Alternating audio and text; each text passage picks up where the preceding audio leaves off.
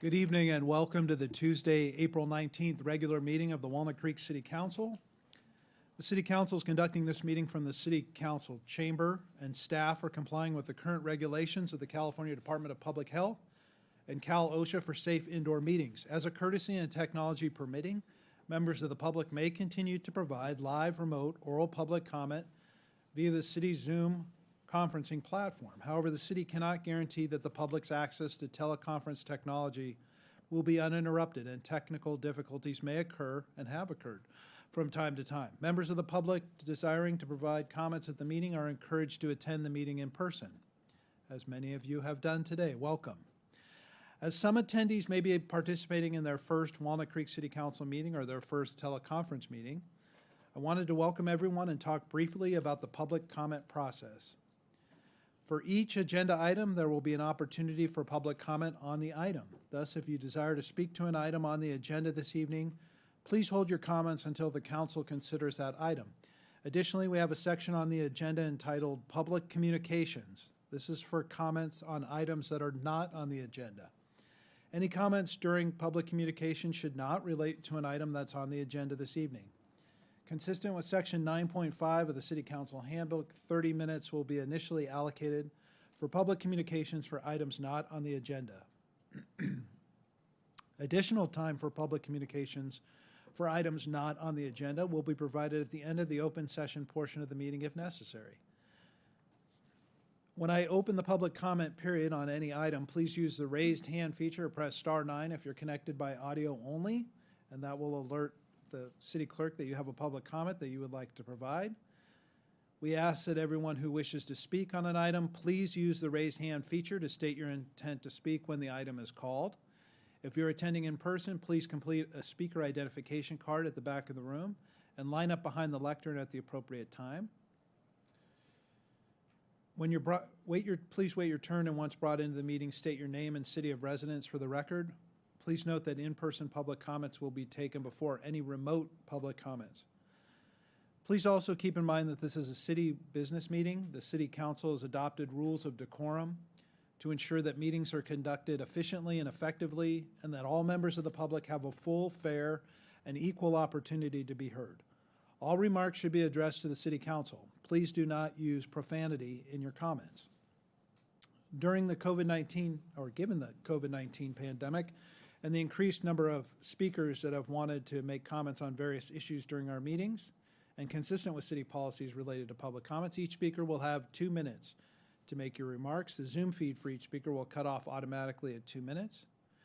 The council will accept oral comments. Written comments submitted and received up to 2 hours before the meeting have been posted to the city's website for public review and are included in the meeting record but will not be separately read into the record.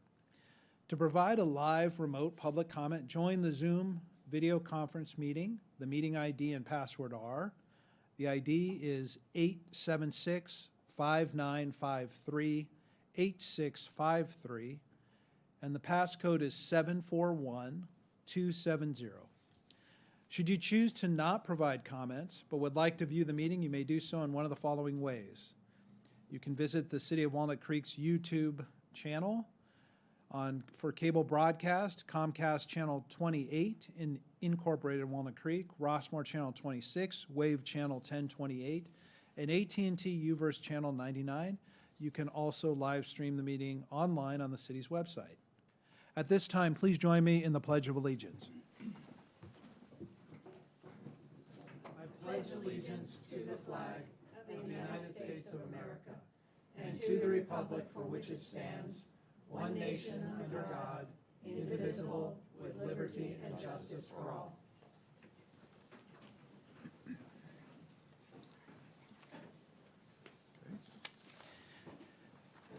Would the city clerk please call the roll? Councilmember Darling? Here. Councilmember Haskew? Here. Councilmember Wilk? Here. Mayor Pro Tem Silva? Here. Mayor Francois? Here. All right, next on our agenda, I'm delighted that we have a presentation on the Presidential Service Awards to Youth Commission members, and I would invite the chair of the Youth Commission, Sina Farhadi, to come to the lectern and make the presentation. Thank you so much. Hello, everyone. Hello, Council. My name is Sina Farhadi. I'm currently a senior at Northgate High School and the chair of the Walnut Creek Youth Commission. Hi, everyone. My name's Prapti Pradhan, and I'm a junior at Northgate High School, and I'm vice chair of the Walnut Creek Youth Commission. For those who don't know, the Walnut Creek Youth Leadership Commission is a peer-selected group of 15 civically engaged youth within the city of Walnut Creek. The Youth Commission's main goal is to get students more involved and engaged. Prapti, you can just move the mic a little bit closer Oh, right here? and take your time. We're not- Okay. Thank you. The Youth Commission's main goal is to get students more involved and engaged with local government through various projects and outreach campaigns. Today, we are going to be presenting the 3 President Volunteer Service Awards to youth in the city who have dedicated their time to community service. The President's Volunteer Service Award, the PVSA, is a national volunteer awards program that encourages people to live a life of service, offering presidential gratitude and national recognition. The PVSA recognizes, celebrates, and inspires volunteerism, service, and citizenship in the community. Recognizing that our youth make significant contributions to our city, our schools, and our community, on this day and in many other ways, the Youth Leadership Commission, along with the City Council, is pleased to bring this prestigious award opportunity to 3 awardees this evening. Okay, first off, we have Jennifer Huang, who is receiving the Gold Tier Volunteer Service Award for completing 142 hours of service.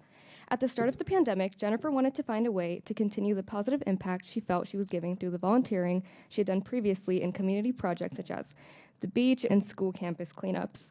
She signed up to tutor with organizations focused on virtual meetings with students worldwide and connected with a 5th grader in South Korea and a teen in Ukraine, giving her a global platform for her service. Jennifer also interned as a teacher assistant for the Academic Talent and Development Program called ATDP at UC Berkeley, helping students through a computer science course she took the summer prior. She plans on continuing her service through high school and hopefully even after that. Congratulations, Jennifer.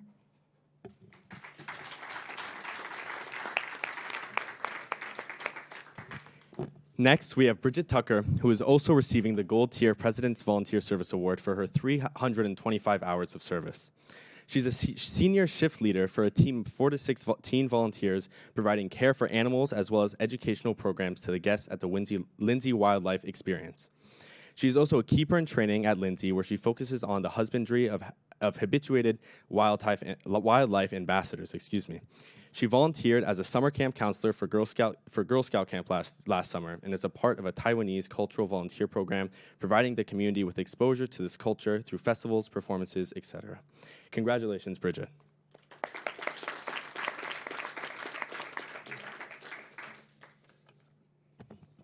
Finally, we have Megan Nim, who's receiving the Silver Tier of the Presidential Service Award for completing 179 hours. Megan volunteered at the White Pony Express doing food distribution, cleanup, sanitization, farmers market pickup, and donation drop-off. Unfortunately, Megan couldn't be with us here this evening, but we thank her for her service and community efforts.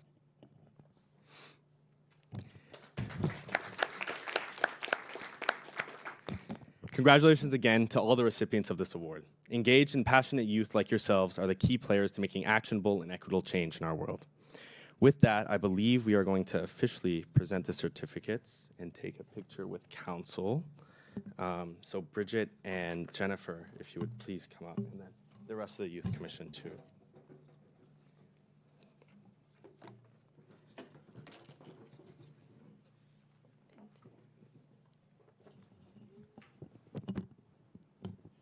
And then council, I believe we're taking a picture.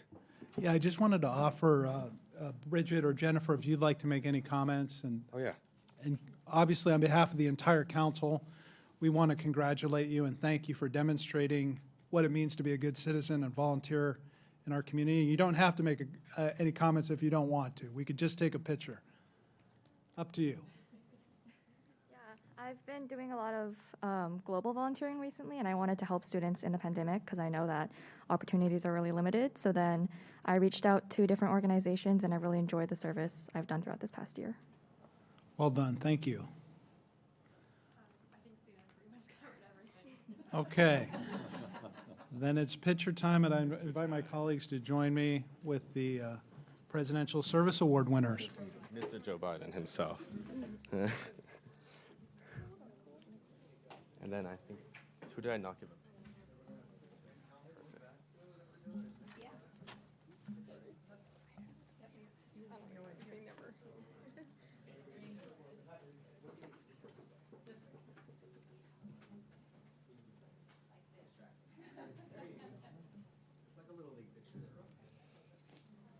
Just like a little league. We're not going to ask your favorite cereal? Okay, let's see. Yes, like this way, guys. It's just like, everybody shift like this. This way.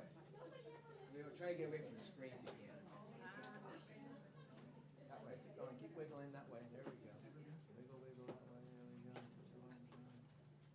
Okay, getting a little bit more. Almost there. Did I get? There we go. Okay, yeah. I see some faces here. Let's see. You can see me.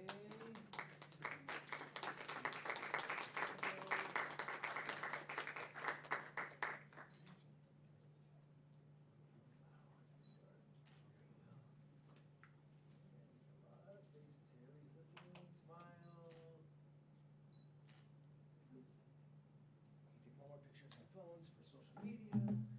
These are like this.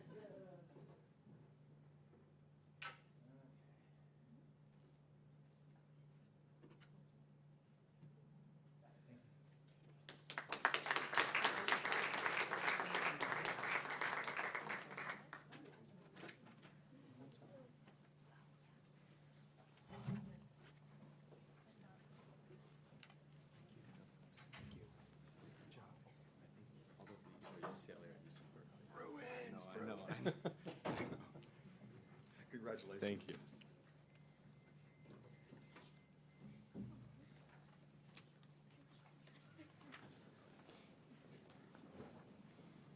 That was great. Thank you very much. Nice to see that, and nice to recognize youth in our community that are making a positive difference. Next on the agenda is the consent calendar. Does any council member wish to pull any item for discussion? Not seeing any, so council members, Mayor Pro Tem Silva. Move to adopt the consent calendar items We have to take public comment first, but I A like where through you're H. going with that. Yes. Second? Okay, now, Yes, I second. okay, we have a motion, a second on the consent calendar. Let's take public comment. Would any member of the public like to pull an item from the consent calendar? Looks like we have one in the audience here.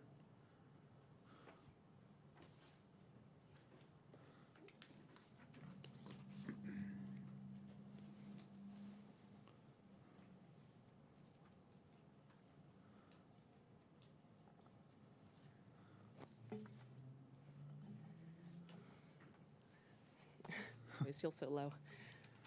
Good evening, Catherine Wally, resident of Walnut Creek. At the April 5th public hearing, this council asked a series of questions whose answers are crucial to crafting a military equipment use policy that protects public safety and our city's interests.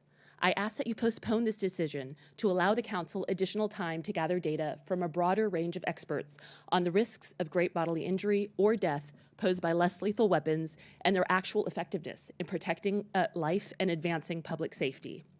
When asked to provide statistics on the fatality of less lethal rounds, those presenting were unable to provide such data, stating instead that death or great bodily injury was very rare. Indeed, while rubber bullets were developed in the 1970s, there is very little scientific literature about injuries sustained from them or other less lethal crowd control methods. This relative vacuum of data should give any policymaker pause. That said, a 2017 study published in the BMJ found that 3% of people hit by rubber bullets died of the injury, and that 15% of the 1,984 people studied were permanently injured by the rubber bullets. The dangers posed by such weapons, especially in the context of protest movements, cannot be downplayed. Just last week, a peer-reviewed journal of the National Academy of Sciences published an article citing multiple injury reports recently emerging in medical journals, and the scientific community calls for law enforcement to discontinue the use of less lethal weapons. The article details how the language itself of less lethal weapons minimizes harm and may be one contributing factor to the challenges faced by updating policies and practices. Lastly, when Councilmember Darling asked the frequency of use of equipment listed in the inventory within the context that she didn't live through the experiences of 2020, Lieutenant Jower cited a statistic from the following year, 2021, at which point the protest movement within Walnut Creek had significantly died down. My question now is, How frequently were less lethal weapons used in Walnut Creek during the year 2020? Now that would truly help us gain perspective. Thank you for your time and your service. Thank you, Ms. Wally. Are there any other members of the public that would like to address the council on the consent calendar? Any in the chamber? Now would be the time if you'd like to speak on any item that's on the consent calendar. Not seeing anyone. How about on Zoom, Madam Clerk? No, I don't see any hands raised for the consent calendar. Okay, any follow-up questions or comments? I have a follow-up question. I'd like to ask if the city manager or the chief of police have any information on any of the data that was just mentioned regarding the less than lethal force. Any either confirmation or just unknown? I'm curious.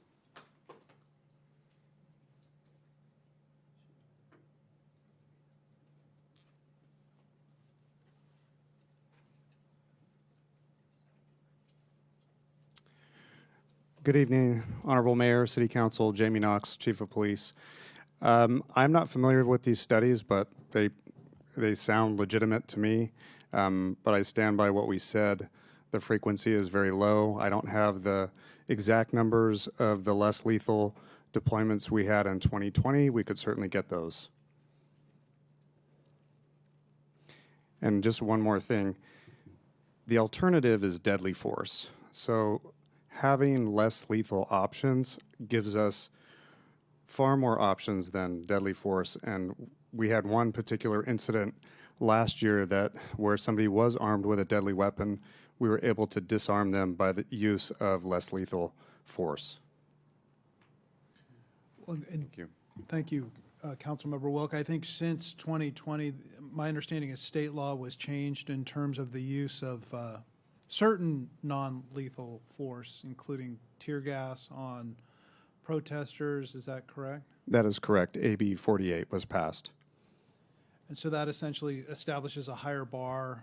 Does that apply to all uses of non-lethal force or just certain measures?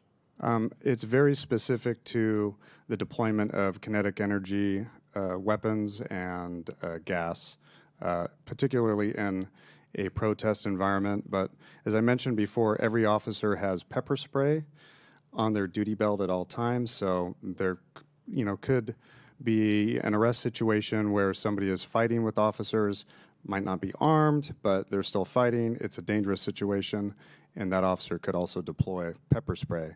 But that wasn't the legislative intent of this assembly bill. Got it. You Mayor? answered my question, actually. Thank you. Councilmember Darling?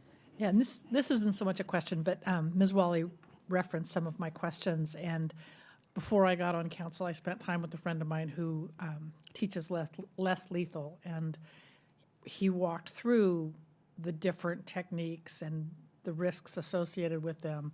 And I think that combined with the changes in how they're used in a protest situation is why I felt comfortable with this. Because as Chief Knox said, with the change in state law, you are to a point where it's a choice between less lethal or lethal force. And so I was willing to continue to allow our officers to use the less lethal given the changes in the state law. And our department has made quite a few changes just in our response to protests, and we have a great deal of experience responding to protests and working closely with event organizers to establish the areas that they want to protest and creating some safety for them as well. We usually don't even go onto the scene. We'll monitor from a distance if it's absolutely necessary, but we haven't had an incident at a protest here since I've been chief. Thank you, Chief. Any further questions? Okay, so we did have a motion and a second on the consent calendar, and Madam Clerk, I'd ask you to please call the roll. Mayor Pro Tem Silva. Aye. Councilmember Haskew. Aye. Councilmember Darling. Aye. Councilmember Wilk. Aye, and I just wanted to state for the record, I agree with Councilmember Darling that to be able to have as many options for less than lethal force, I think is important. Otherwise, we pigeonhole the officers into just using lethal force, and that is not acceptable. And with that, aye. Mayor Francois. Aye. Motion carries unanimously. Okay, the next item on our agenda is public communications. This portion of the meeting is reserved for comment on items that are not on the agenda. And under the Brown Act, The council cannot act on items raised during public communications, but may respond briefly to statements made or questions posed, request clarification, or refer the item to staff. Consistent with Section 9.5 of the City Council Handbook, 30 minutes will be allocated at this time for public communications for items not on the agenda. Additional time for public communications for items not on the agenda will be provided at the end of the meeting if necessary. And if any member of the public wishes to provide public comment during public communications, now would be the time to please raise your hand or press *9 if you're connected by Zoom. If you're in the chamber, of course, please come to the lectern, and we'd love to hear your comments. As a reminder, each speaker will have 2 minutes to make their oral remarks. The Zoom feed for each speaker will cut off automatically at 2 minutes. Written comments have been posted to the city's website and are included in the meeting record, but will not be separately read into the record. At this time, I will note that the time is 6:22, and we will take public comments on items not on the agenda until 6:52, and then the remainder of any such comments at the end of the open session portion of the meeting.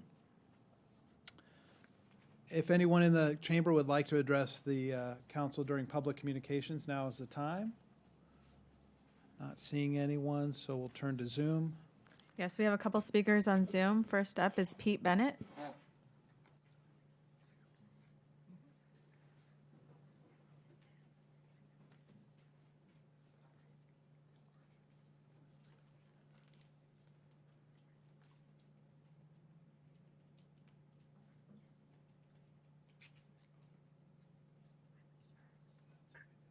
Hang on a second. I'm looking at the wrong camera. My name is Pete Bennett. Been a resident of Contra Costa County since 1978. I've operated businesses in Walnut Creek, Concord, Pittsburgh, Pleasant Hill.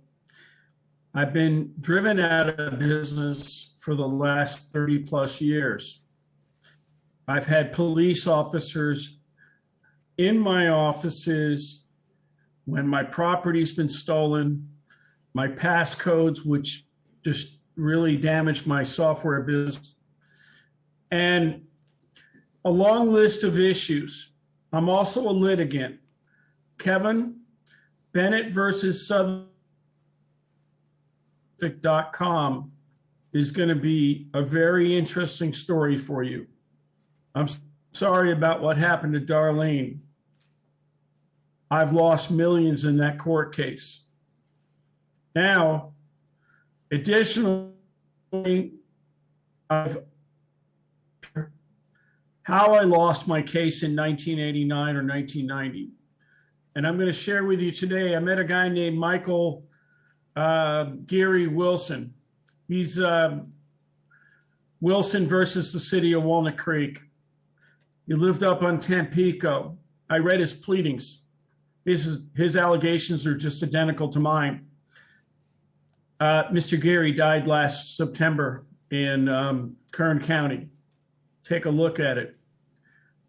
Down a little further south, I have another case called Wood versus Contra Costa. And that's my attorney named Mark Angelucci. He was killed.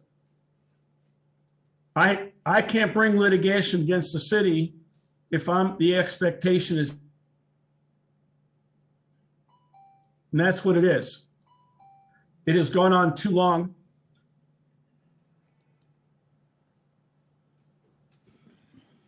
Thank you, Mr. Bennett. Next speaker. The next speaker is Barbara Guinness.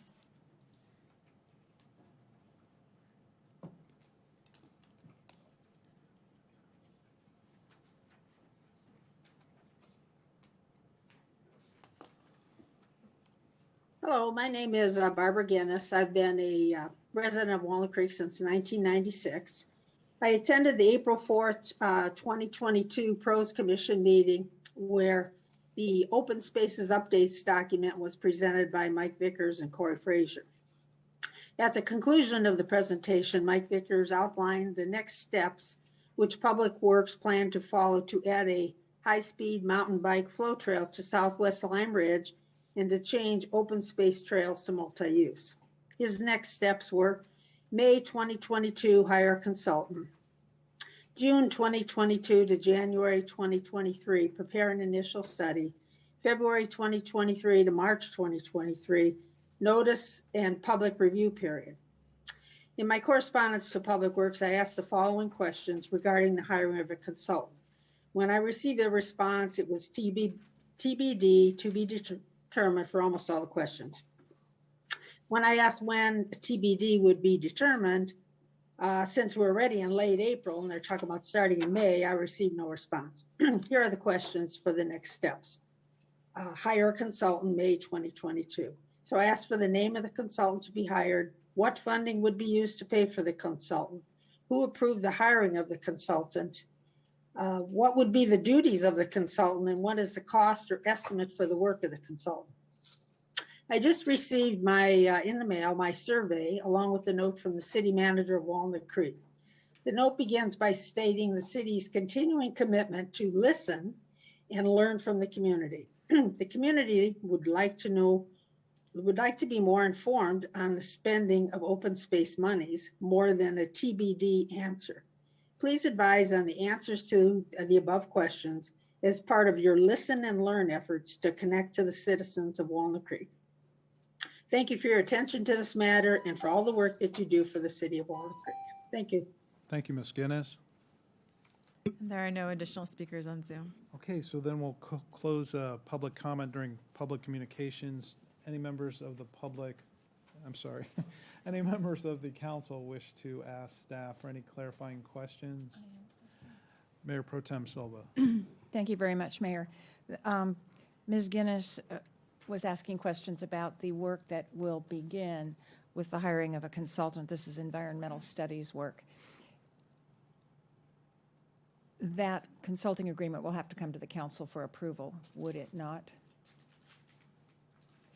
Good evening, Dan Buckshire, City Manager. It depends on the dollar value of the contract. For our standard purchasing contracts, purchasing policy, a department director can authorize up to $30,000 for a contract. I can authorize up to $85,000. Anything beyond that goes to your council for authority. Okay, so it depends on the scope of work, and that is to be determined before we basically put out some kind of request for proposals? That's correct. All right, thank you. Just following up on that, then the name of the consultant obviously would be disclosed on the report that's ultimately produced. And then what the source of fundings, is that from the Parks and Rec Department? From the Public Works Department, correct. Okay.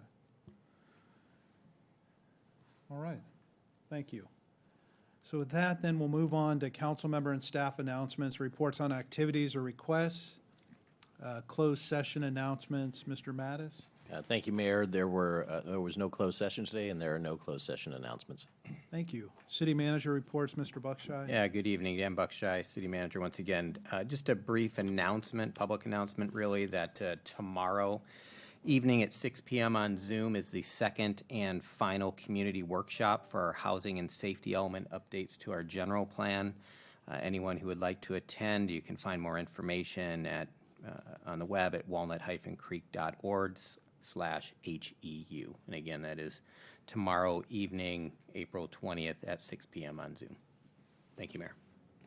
Thank you, Mr. Buckshire. City council member reports. Who would like to kick us off? Councilmember Darling.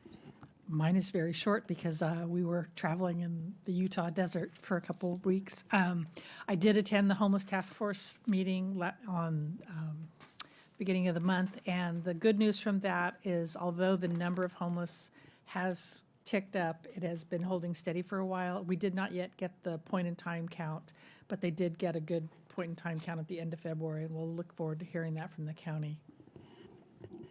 And I also, along with many of you, attended a great ceremony this morning, but I'll let the mayor talk about that one. Thank you. Mayor Pro Tem Silva. Thank you very much, Mayor. Along with the mayor, I represent the council and the city on the board of RecycleSmart, which is the agency that oversees the contracts for the collection of our trash, our recyclables and our green waste. Yesterday, the Finance Committee of the board met, and we're working on the budget for the coming fiscal year, which begins at the July 1 of 2022 and will extend through June 30th of 2023. And the good news is that everything seems to be in line and in budget, and we should have additional reserves at the end of the year, which we can, all of our agencies that are participating in this can put toward recycling programs and recyclables. Along with many of my colleagues, attended the State of the Chamber event for the Walnut Creek Chamber of Commerce last week. I want to thank the Chamber for their work. A number of the Chamber board members are here today, but they discussed their goals and their strategies and how they're going to support local business, the vitality of the local community, and also economic recovery and development going forward. So thank you to them. Again, we enjoyed the celebration for the renaming of the park today, and we will hear more about that. Tomorrow is the kickoff for our 2022 Annual Community Service Day event, which will be held on Saturday, October 8th. Looking forward to it because the last two falls we have been having to pivot and do a series of different events for Community Service Day. Tomorrow and on Thursday morning, we will be meeting with about 30 members of the community and nonprofits and public agencies about how to plan projects for this coming year. Last week, I had an opportunity to attend a meeting of the 37 cities of the South San Joaquin Valley, so think Madera to Bakersfield, mountains to mountains, and to discuss state and federal legislative issues and what's happening with the bipartisan infrastructure law. It was a great opportunity to meet our colleagues from other cities. And lastly, I would mention that tomorrow, Cal Cities is sponsoring a speaker series, and we will hear from the Sacramento retired police chief Daniel Hahn about his experiences through a range of issues in Sacramento. And then our own Chief Knox will be participating in an afternoon session with another, is it the Alameda City Police Chief, and talking about public safety in the East Bay. And thank you very much, Mayor. Thank you, Mayor Pro Tem. Councilmember Wilk. Thank you. Well, half the things that I did are already been spoken about. We'll hear more on those as well. Two interesting events that I witnessed were, one of them was with the traffic department. I wanted to thank Public Works for this. They were out on Walnut Boulevard and on Homestead doing some demonstrations for the residents of what it would look like to have bulb outs and to have traffic circles to slow traffic down along those two really cut-through streets for a lot of people that are using them, that are coming up from Mount Diablo Boulevard and going to Ignacio in both directions. And of course, a lot of people live in those neighborhoods, and the constant concern is about speeding and going through stop signs and those kind of things. So it was great to see Public Works out there. Thank you so much to the team. It was a great use to see what the kind of things that we can do in addition to all the different types of options that are currently at their disposal. And thank you to the residents that came out and watched that. There's more to be discussed there, and those are your tax dollars at work, so thank you again. The other was interesting over the weekend. There was a Ukraine bake sale. There's a lot of Ukrainian Americans that live in our area. And on Walnut Creek Families is where I actually saw this, and they posted they were going to have a bake sale at Heather Farm over the weekend. And so I went there. And two things, first of all, really got my attention. The number one is that Heather Farm was packed on Sunday. It was probably the busiest that I've ever seen it. Now, it was Easter, granted, but it was the busiest that I've ever seen it outside of the Art and Wine Festival. Families from all over the area, some from Walnut Creek, many from outside Walnut Creek, taking advantage of our wonderful facilities, being able to spend a great day in Walnut Creek and enjoy time in the park. And of course, it was a nice weather as well.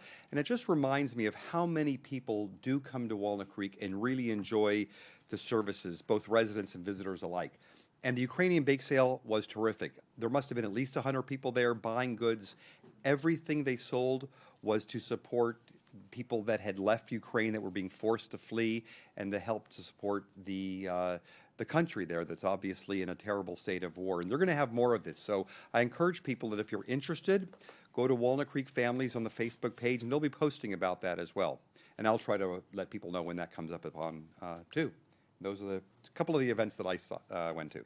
Terrific, thank you. Councilmember Haskew. Thank you. I went in my job as a Contra Costa Transportation Authority Commissioner. I'm on the Planning Committee, and the Planning Committee had a all-time short meeting. One of the two things they voted on was I am now the chair of the Planning Committee for the coming year. The other one was we passed the Congestion Management Program budget onto the main Contra Costa Transportation Authority meeting, which is tomorrow.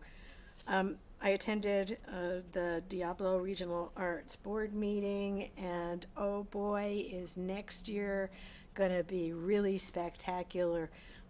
They justifiably are very proud of the headliner series that they're putting on, and the future ones. The most recent one to come up is the Harlem Dance Theater. And that is apparently sold out, and the members of the dance theater are going to go out to schools and entertain them, and so that will be a good experience for a lot of people. But the new year coming up is jaw-dropping, so please pay attention to that. Check in with the website at the Lesher Center and see what's on the stage. We're really making some important changes at that area. I'm a member of the Innovate 680 Policy Committee, and we are working on policies that it turns out will ultimately set the standards for the whole Bay Area and improving transportation throughout our area. And we're dealing with things like how to coordinate between counties and how to handle buses, and there are just so many things that we are looking at. On Transpec, I also am the chair for that. I am slowly but surely taking over the world.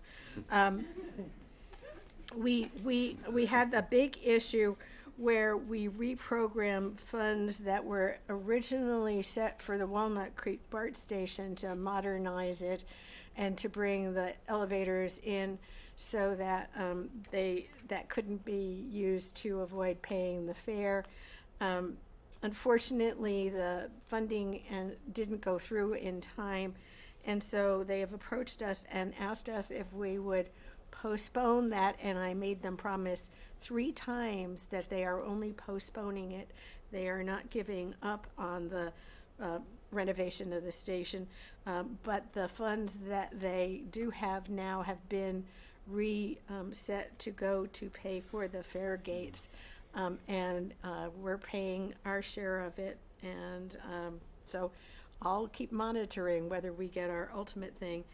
Interestingly enough, I am a member of the Women's Caucus at the League of Cities, and today we had the current sheriff of Sacramento talk to us, and it was about women in particular in the law enforcement and what the experience is like, and how they're sharing the good experiences that they've had and figuring out how to get more diversity on so many levels.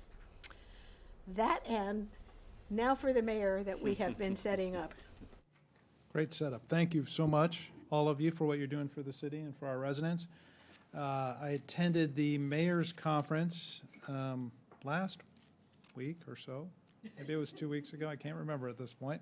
We're still on Zoom, which I'm hopeful that we'll get to be back in person, because I think I haven't done one in person yet as mayor, but one of the highlights, I think, is to meet colleagues from other cities throughout Contra Costa and get to interact with them and hear their best practices. So I think we miss out a little bit on Zoom with the Zoom feature. But that said, we had a presentation from Tim Hale, who's the executive director of CCTA, about the expansion of EV charging throughout the county. And if you haven't heard Tim talk, you get inspired and motivated just by hearing him and how passionate he is about transportation and getting people to think about transportation issues differently than we have traditionally in the past. So that was a good update. And then we also adopted a resolution of support to have, to the State Department of Parks and Recreation, to have the beacon that's on top of Mount Diablo and currently lit only on Pearl Harbor Day, to have the beacon lit 3 times a year: Pearl Harbor Day, Memorial Day, and Veterans Day. And I'm happy to announce that the state has authorized that to happen, so it'll be in place for this Memorial Day, and that'll be a nice to see that remembrance. Let's see. I also attended the State of the Chamber and heard an update from the Chamber President, Bob Linscheid, as well as the outgoing Chair, Margot Stanford, and the incoming Chair, Ed Del Beccaro, about the plans and the partnerships that the Chamber has with Walnut Creek Downtown and the innovative ideas they have for new business in the city.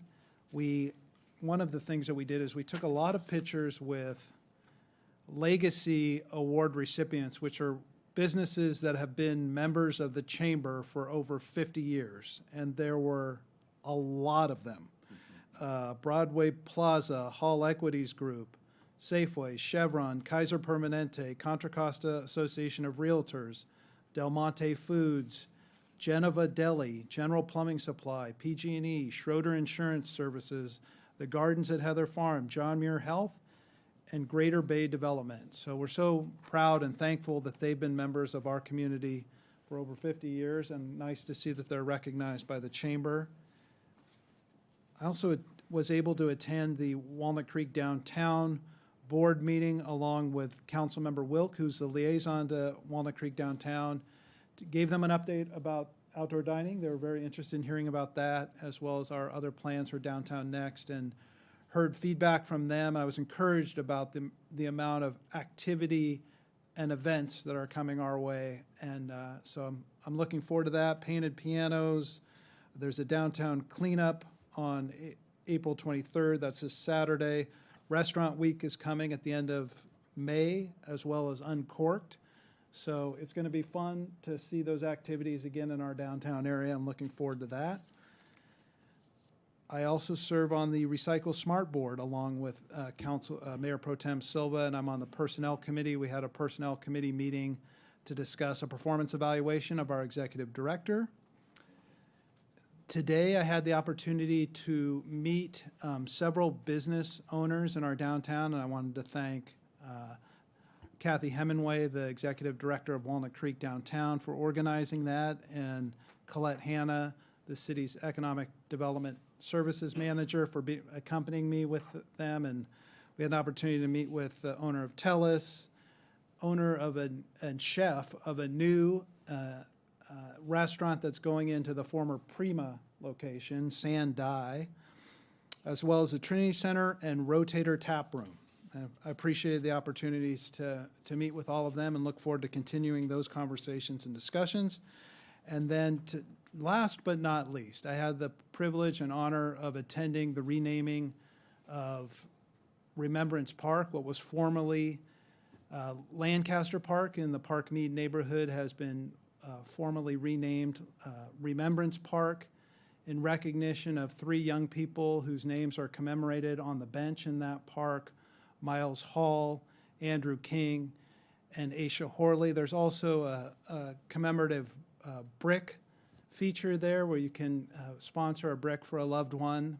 And the focus is on to bring attention and awareness and try to destigmatize, to the extent we can, mental illness and mental health in our community, and have conversations about things that we often don't talk about, to recognize when people are suffering, and sometimes it's not obvious when they're suffering, but to let them know that there's a community out there that cares about them, that wants to see them get better, and the resources that are available. So I was privileged to attend all that with my council colleagues and a full panoply of city staff. It was a nice turnout. I'd like to thank the city and the Miles Hall Foundation for partnering on transforming this 1/8 of an acre park into something that's really beautiful and meaningful for the city and for the community. That is my announcement, my announcements, and so we'll turn now to consideration items. Our first consideration item, item 5A, approval of assessment reports and annual levy of assessments, is being pulled from the agenda and will return at a future meeting.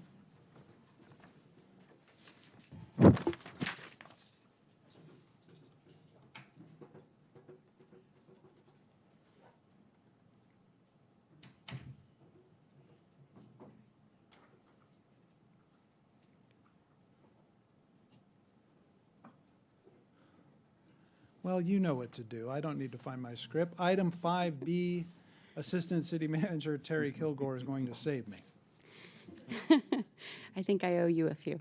Good evening, Mayor and Council. Terry Kilgore, Assistant City Manager. This evening, we will be providing some additional detail. We have Kathy Hemingway, the Executive Director from Walnut Creek Downtown, to talk to you about the proposed rate increase for both the south and north downtown bids. And so we'll be talking with you this evening about the rate structure. We would ask that you disregard the attachments in the staff report. We had an inadvertent math error. We will be correcting those in time for the next hearing on May 3rd. So this evening, we're simply presenting how the rate structures change, and Kathy has a little more detail for you on that. Thank you, Terry. Good evening, Mayor Francois and City Council members. Kathy Hemingway, Executive Director with Walnut Creek Downtown.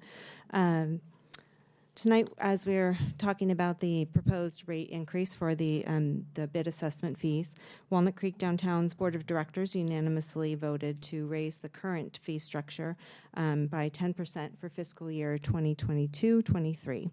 The last fee increase took place in 2019. And as operating expenses continue to rise, Walnut Creek Downtown strives to improve and expand its current programming to best support our downtown businesses and owners and operators. The average annual assessment fee increase will be in the $35 to $40 range, while larger businesses will see an increase of a maximum of about $100 per month.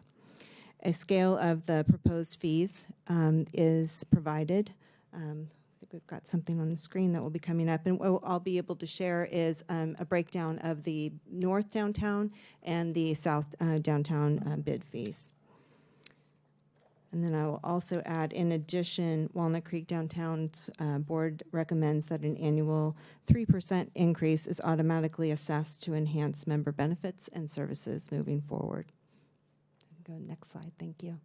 So as you'll see, this is lays out the current bid fees. We have it broken down for the upper floors, a lot of our office spaces and non-restaurants. Is currently assessed at $180, and these are all annual fees with the 10% increase of $18 and then the new rate. And then the remainder of the fee structures is broken down based on square footage. And that is all of these prices, as you can see on the, fourth column, shows what the annual increase would be for the upcoming year and beyond with the 10% increase. And I'll also note that we have one business at it's about 125,000 square feet, I want to say, is Nordstrom's. And so that is the new rate of $13,200. The majority of our businesses do fall into the 2,500 to 3,500 square feet. So with the additional $42 per business annually. Next slide.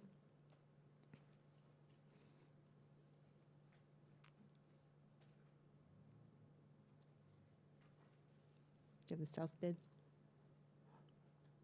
Oh, that was the south bid. Thank you.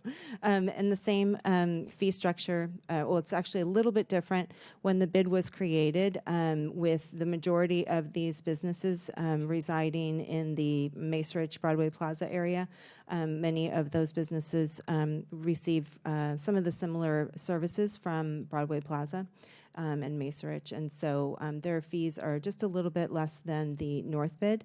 And again, the fourth column shows the proposed 10% increase for each of these businesses. And that's where the Nordstrom falls into place at your last line.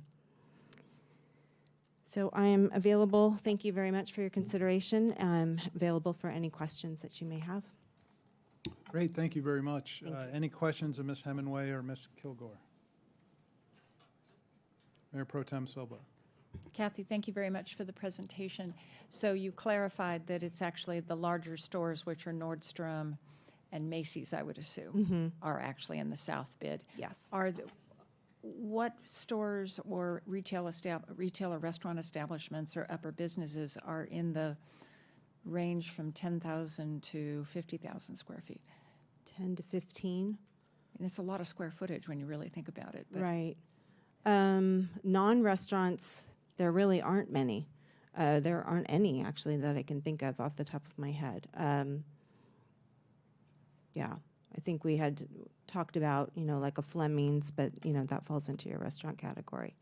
So we don't have any right now currently at that second like floor. the ballet school is a flat current assessment. Oh, correct. Assessment, because even though they might have that kind of square footage, They're on it's that the second upper floor. Correct. Okay. Mm-hmm. Thank you. Mm-hmm. Great. Any other questions of staff? Nope. Okay, thank you.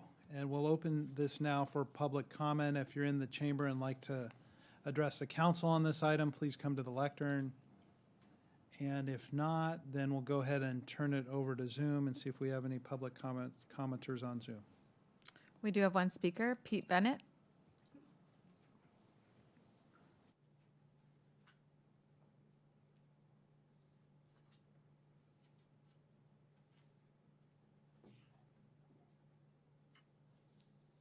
Greetings. Got my camera fixed. So listen, my name's Pete Bennett. Long-term local businessman, had a computer store on 3rd Avenue in 1995. A man shows up with a gun. I'm out $200,000. I shut it down. I've learned my lessons.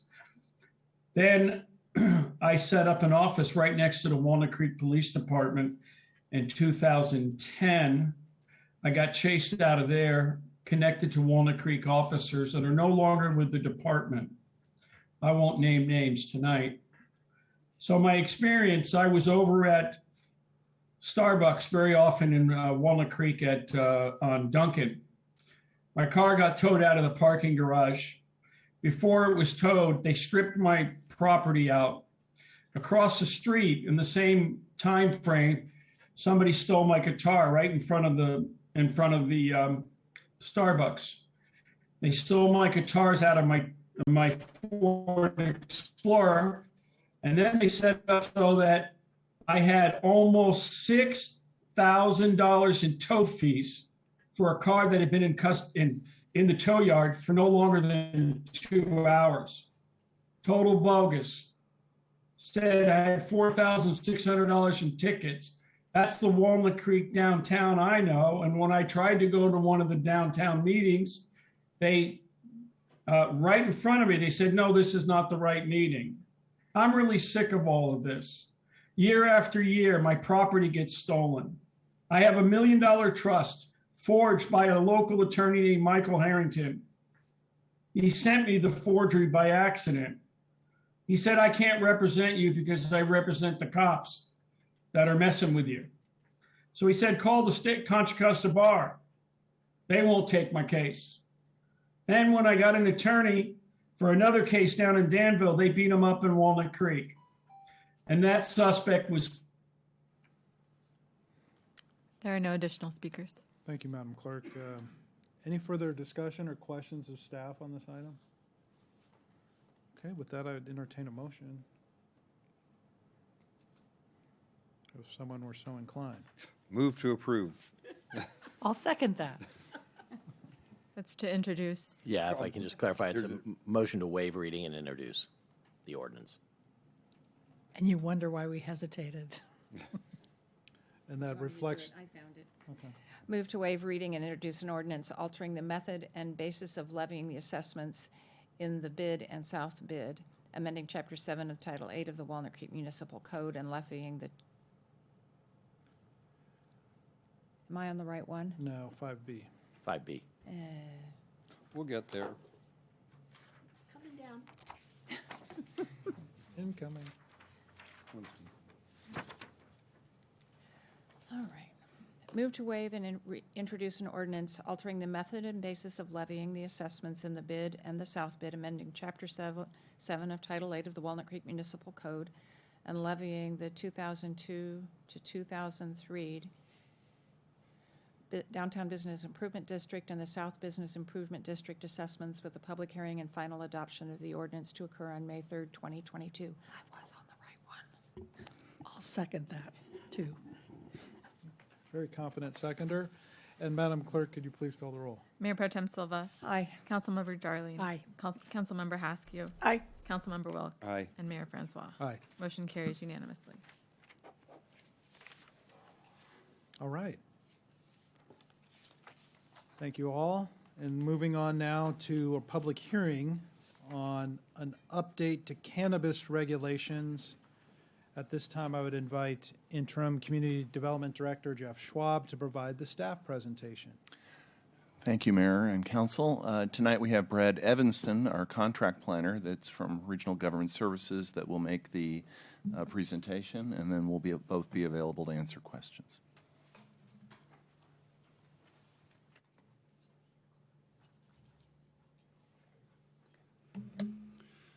Good evening, Mayor Francois, council members. My name is Brad Evanson. I am with Regional Government Services, and I am here to present the update or the proposed update to the cannabis regulations. This is a process that was born out of last summer, the Council Economic Development Priorities Workshop, and then a follow-on council meeting workshop in October of 21 that provided direction to staff. Next slide. Or I can do it, I guess. Oh, okay.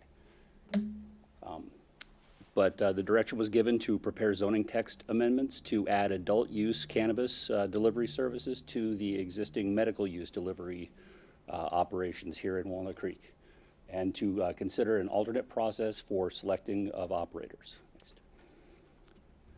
The proposed amendments are to revise the zoning text to change the medical use delivery to include adult use cannabis delivery options. These are non-storefront options. They would be amending the provisions related to the specific number of operator permits authorized within the city to eliminate that from the zoning ordinance, and then to set it in the by council resolution, and then clarify language and update terminology throughout the cannabis ordinance to reflect current practice, current state regulations, and that sort of thing. The Planning Commission did hold a public hearing on this in February 24th. There were several comments, written comments that were received prior to the hearing, and then there were several speakers that spoke.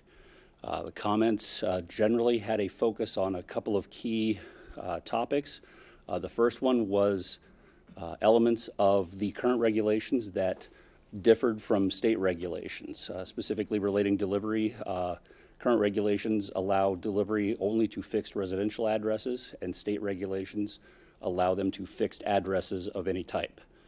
And the other one is in delivery, current Walnut Creek regulations allow for a maximum of $2,500 of value of cash, currency, and product in a delivery vehicle at any one time.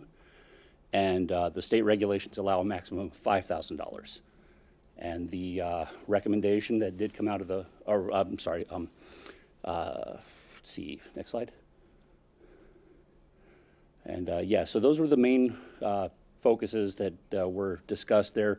There were other topics that came up. There was the request to consider adding storefront delivery or storefront dispensary uses in addition to the delivery. Next slide. There were request to not place a limit on the number of operators allowed within the city, to rather allow competition to set the limits. And there was the recommendation to allow the existing, or rather the request to allow the existing operator, Urban Joy, to convert with no competition from medical use delivery to adult use, or to adult and medical use delivery. And next slide. And so that comes out, that leads into the operator permit discussion. Currently, the selection of operators is established by council resolution, and the maximum operators is set by ordinance. The 3 points to consider here are how the operators are selected, the maximum number of operators allowed within the city, and how to address the existing operator if the selection process does change. Next. Currently, the applications are solicited, they're reviewed for completeness, and then they are placed into a lottery pool and selected by lottery to have an order to apply for open permits. They must submit for an application for a conditional use permit and an operator permit. Failure to obtain both permits eliminates or disqualifies the applicant. And as noted, there has only been one successful applicant, and that's Urban Joy. And the revised process options: continue the existing, maintain the status quo lottery process, eliminate the process and just allow for open applications for conditional use permit and operator permits at any time, just like most other applications for businesses within the city. Use a weighted lottery where applications are submitted, reviewed for completeness, and then depending on what sort of elements they include, they could be there could be elements that grant them additional lottery entries to up their chances, or it can go to just a straight formal request for proposals process where the entire package is simply straight ranked, and it's not a lottery basis. It just goes based on the final score of the application. And staff does recommend a formal request for proposal process using a point ranking system. As a sample, we have proposed a 100-point scale that 25 points to the quality of the application, 25 points to the experience and qualifications of the applicant, 25 points for sustainability measures, and 25 points for community benefits proposals.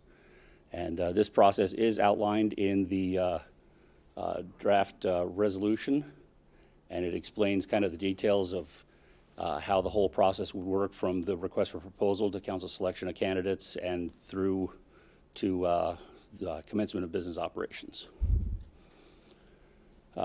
To clarify or expand for sustainability and benefits, some sustainability features that have been discussed and have been employed in other communities include photovoltaic solar on the facilities, adding electric vehicle chargers that would be accessible to the public, maintaining an electric or hybrid vehicle fleet for deliveries, and then purchasing of sustainable products, whether they be locally sourced by whatever means, but those are some of the things there. In terms of community benefits, some of the issues that are being employed or discussed in other communities include payment of a percentage of gross receipts to the city, payments to city-designated programs or projects, payments to city-designated nonprofits, or providing direct support to organizations that would provide support to homelessness, drug abuse rehabilitation, alcohol abuse rehabilitation, those sorts of things. And this was a survey that was done just like a week ago. And this was done in conjunction with the city attorney's office, working with other attorneys that they know for other communities in the area to get a snapshot of what else is going on in the region in terms of cannabis operations, types of community benefits, cannabis taxes, that sort of thing. So the details are on here. I know the type is small, but the information's large. So with the current operator, this is a key issue. Urban Joy, again, they are the only successful operator in the city, and they recently did go through their annual renewal of their operator permit. They have expressed interest in adding adult use delivery cannabis to their operations, but if they do not apply or are not successful in the new process, depending on which selection process is approved, they would still retain their medical use delivery, conditional use permit, and operator's permit. Their legacy status could be a factor in determining the maximum number of operators the council chooses to allow in the city. And in terms of addressing their status, conversion without competition, this is the Planning Commission recommendation. The arguments behind that are the regulations for adult use delivery cannabis are effectively identical to the existing ones for medical delivery in terms of separation from sensitive uses, limitations of value of delivery of currency and product in the car, security measures, so on and so forth. With that, Urban Joy could be approved to seek an amendment to their conditional use permit and operator's permit to add adult use delivery. And then the city could choose to solicit applications for potentially one more operator permit, keeping the maximum at 2, as currently is done. The next one would be a competitive process with potential legacy continuation. And Urban Joy would be advised to that to pursue adult use delivery, they must compete in the new process. So if we go to a ranked system or a request for proposals, they would have to submit new applications for that. Should they choose not to apply or are unsuccessful, they would again retain their medical use delivery CUP and operator's permit. And the city could then set the maximum at 2 adult use delivery operators or 1 adult use delivery and 1 medical use delivery. And the last one, I think the last one would be a legacy continuation of existing operations. And this would be Urban Joy choosing not to pursue adult use. They would maintain their medical use delivery CUP and operator's permit. And the city could then set the maximum at 2 total delivery operations, 1 medical, 1 adult, or 2 adult and 1 medical for a total of 3. And the last option would be to simply place no limitation on the number of operators. And cannabis delivery only operations would be treated similar to other businesses being evaluated against compliance with adopted codes. No restrictions on the number. It would simply be a review for the completeness and appropriateness of the applications. Urban Joy could maintain their status quo, or they could apply to add adult use to their operations. And staff does recommend that the City Council conduct the public hearing, comments, and introduce an ordinance amending the Cannabis Activities Ordinance, adopt a resolution establishing a competitive selection process, the request for proposals for operators permits, and then provide staff direction on the maximum number of operators permitted within the city and how to address the existing medical use operator, and then direct staff to incorporate those technical revisions into the selection procedures resolution. Okay.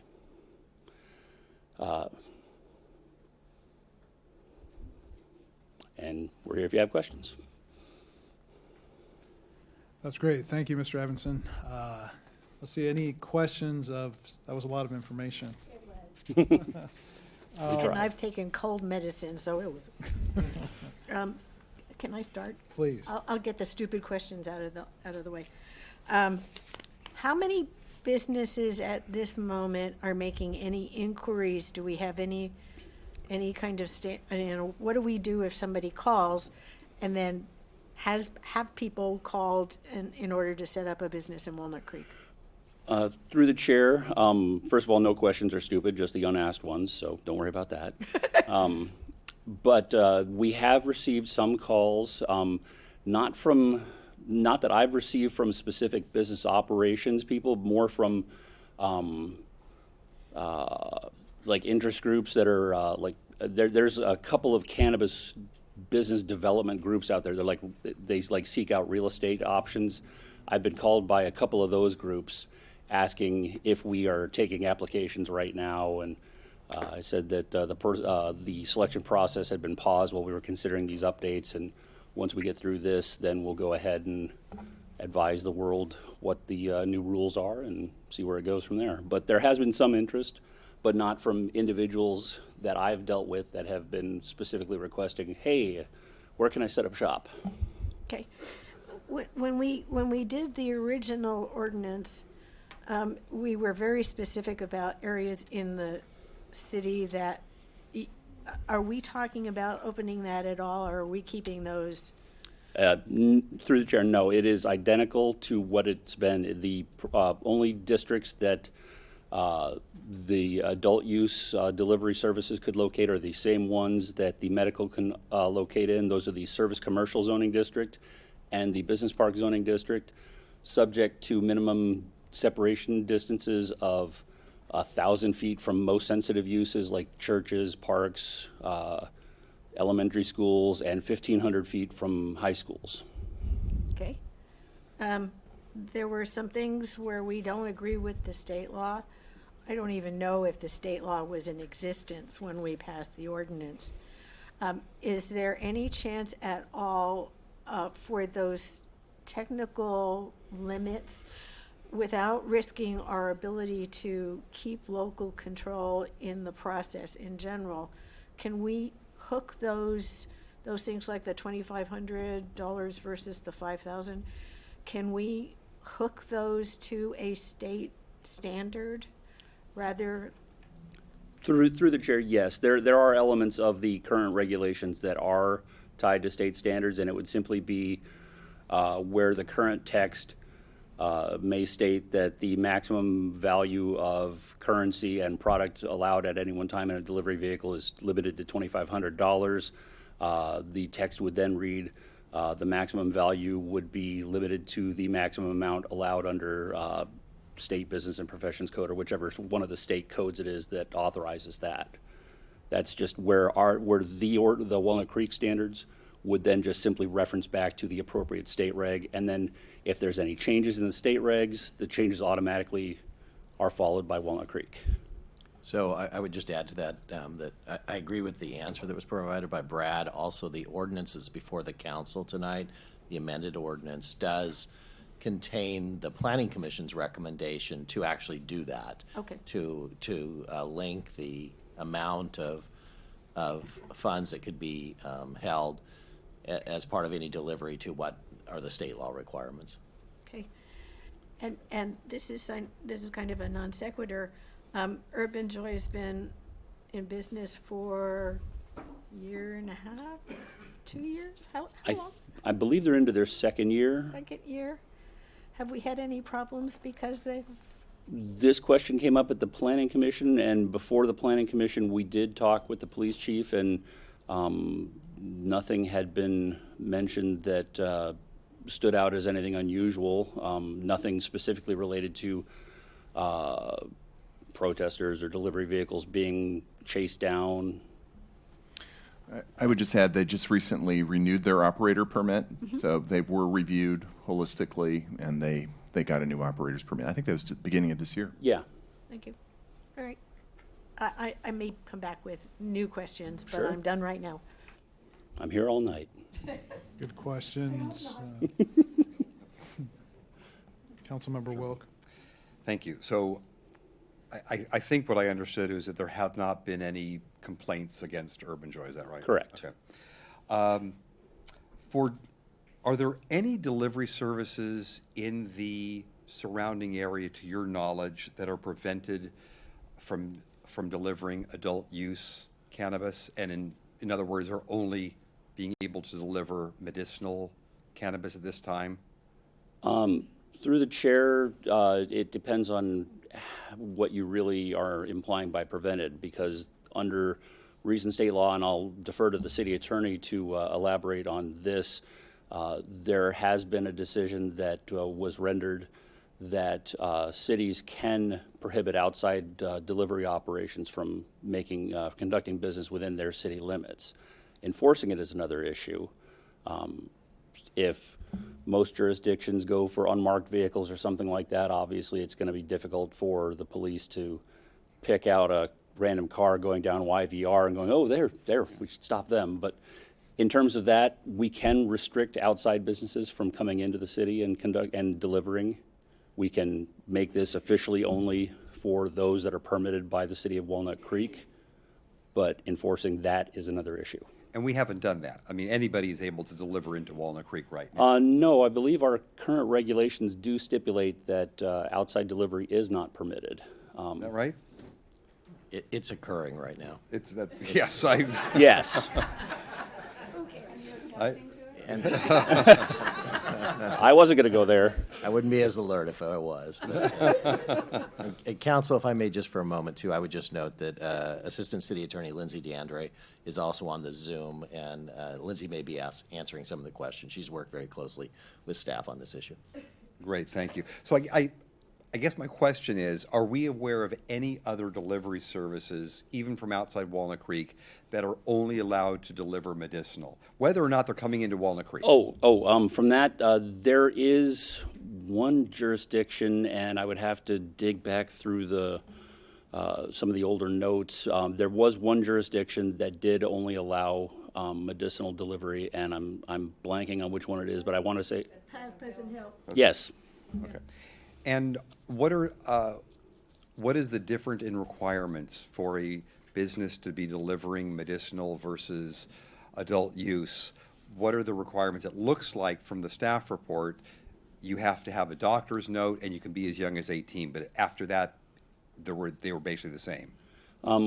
Through the chair, in addition to the permitting that is done through Walnut Creek or any other local jurisdiction, cannabis operators have to be licensed by the state. And the state cannabis regulations that establish that medical use cannabis customers can be as young as 18 if they have a medical card for that. Adult use, they do have to be 21. And our current and proposed regulations would continue aligning again with the state regulations, that those are where the limits are drawn. And it then falls to the operator to ensure that they are properly checking IDs and medical cards on their customers. And it's kind of their own self-policing, that if they get caught, then obviously that's a problem for them and not something they want to pursue, I think. Great. All right. Thank you. Councilmember, we would add to, and Lindsay can expand on this, medical use patients can actually purchase more quantity of cannabis than adult use can as well. Okay, any other questions of staff at this time? Councilmember Darling. Thank you, and thanks for the report. It's way back when this originally came through the Planning Commission, I was still there, and the Planning Commission was asking some of the same questions that this Planning Commission did. Why are we limiting it to 2? And at the time, I remember the chief of police at the time said it was because they weren't sure how intensive the resource demand was going to be to look at the safety plans, and that's why they didn't want to do more than 2. Have we looked at what police resources are used to look at safety plans and regulate the dispensaries? Through the chair, I don't believe we've actually sat down with the chief and actually gotten a breakdown of his team's staff time that goes into reviewing it. We do only have the one operator, so we've conducted the review of their initial application and then their recent renewal. That would be something that I would defer to the chief if he has any further detail on that.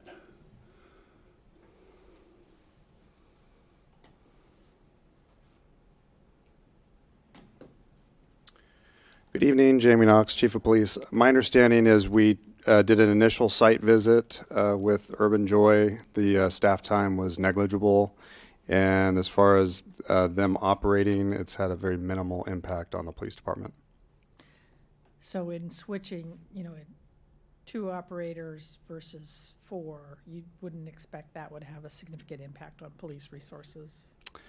Not for the site visits. It's difficult to say with advertising more businesses, what that could potentially do to the criminal element. I know we have had 2 incidents in the last couple of years where delivery drivers were robbed, but they were not affiliated with Urban Joy. It was drivers from another jurisdiction coming into Walnut Creek. Steve's people. Yeah. Thank you. Those are my questions. Thank you. Mayor Pro Tem Silva. Thank you very much, Brad, for the report. Could you go back to the table that you showed in your presentation, which listed other agencies in this area that have cannabis operations, business operations? Are these all of them, or is this just a representative sample? Because I see Martinez, El Cerrito, and Pleasant Hill. There are no other communities in Contra Costa listed here. Through the chair, this was a very recent survey that was done in conjunction through the city attorney's office, mainly in working with Lindsay in the city attorney's office.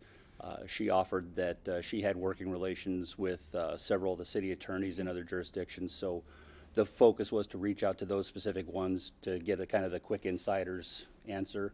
When the presentation came before the council back in October, A much more broad survey was done, and it covered most of the jurisdictions that we could reach out to in the 680-24 corridor. It got down into Orinda and Danville and the whole spectrum of as many as we could touch to get answers from as to what their status was. But in terms of this was really just trying to focus mainly on getting the idea of the community benefits for those that have had some operations for a while and could give us some insight as to how their jurisdictions, their organizations were dealing with it. You know, I would add to that, Councilmember, that Mayor Pro Tem, that this survey, the data you're seeing right now, is other cities that have community benefits programs. This is not all other cities. For instance, Oakland, other cities do have cannabis regulations and allow for cannabis sales. And we do have the original slide from the last presentation in the deck if you're interested, the 28-member survey, but it doesn't go into the community benefits component, which we thought was relevant Okay. tonight. Maybe later, if necessary. Thank you. Sure. Okay, thanks. Most of my questions have already been asked. In terms of the delivery to a fixed address or a fixed residential address, where are other cities in terms of regulating that component? Mayor, as far as we know, I have not actually reached out to other cities to ask that specific question. The state regulations do stipulate delivery being limited to fixed addresses, no specificity on residential versus commercial or anything to that effect. So that was part of the proposal that came up, was to align with state regulations and eliminate the residential restriction.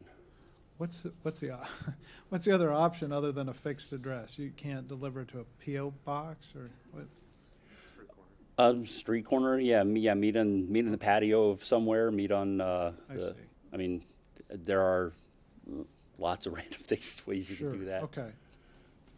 I wasn't being creative enough in my thinking.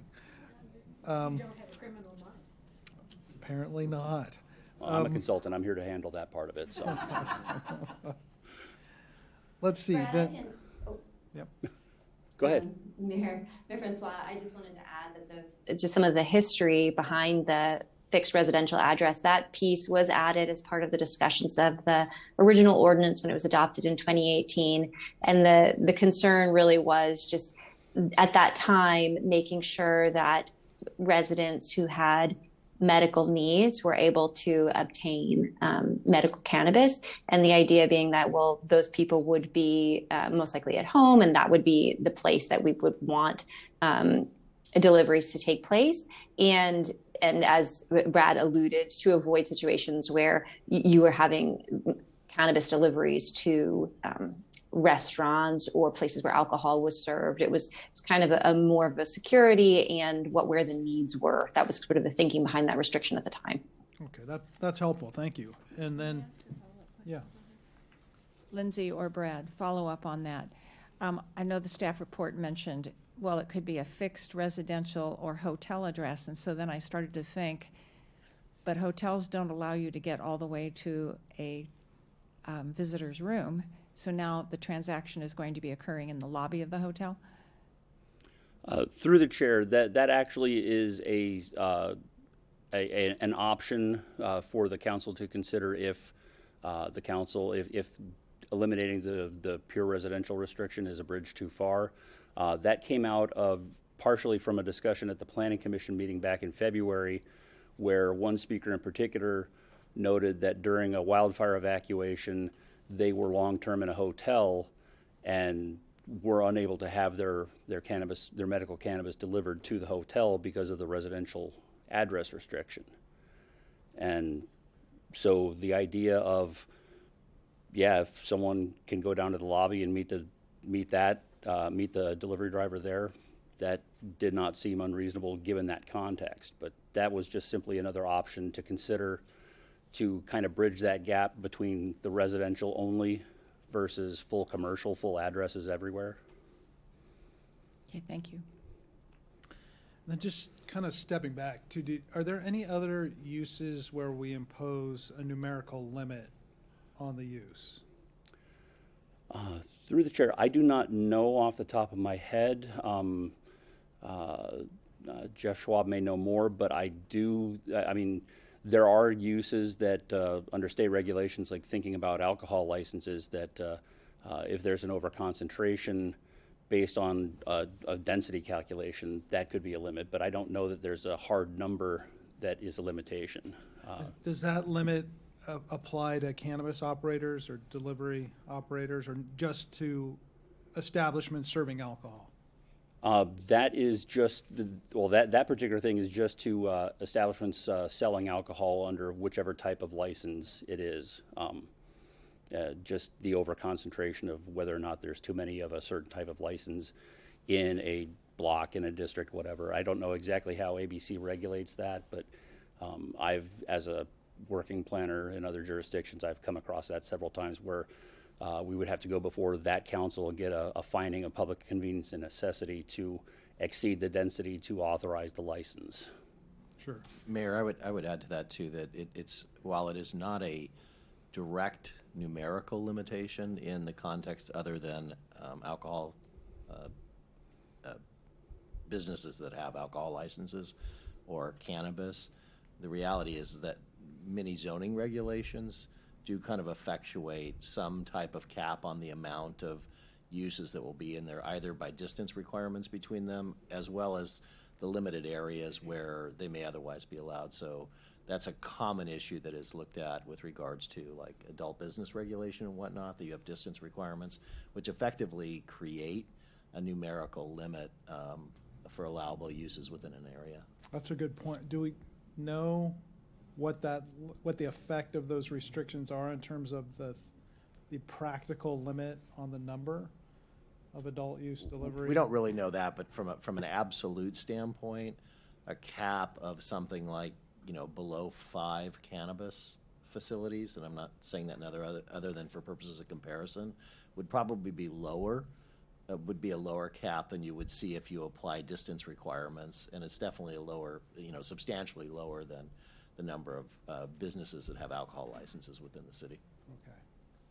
Thank you. And then my last question had to do with the existing operator, and under any of the scenarios that staff's presenting, the current medical delivery would not go away, that's not changing. That's a legacy operation, provided that they continue to get their annual operator permit renewed. So under any of these scenarios, they're entitled to that. That doesn't go away. Correct, yeah. So long as they maintain compliance with all the conditions of approval on their CUP and maintain compliance with the standards for their operator's permit and their state licensing, then yes, the medical use would continue if they chose to just simply sit back and continue with that without pursuing adding adult use to their delivery model.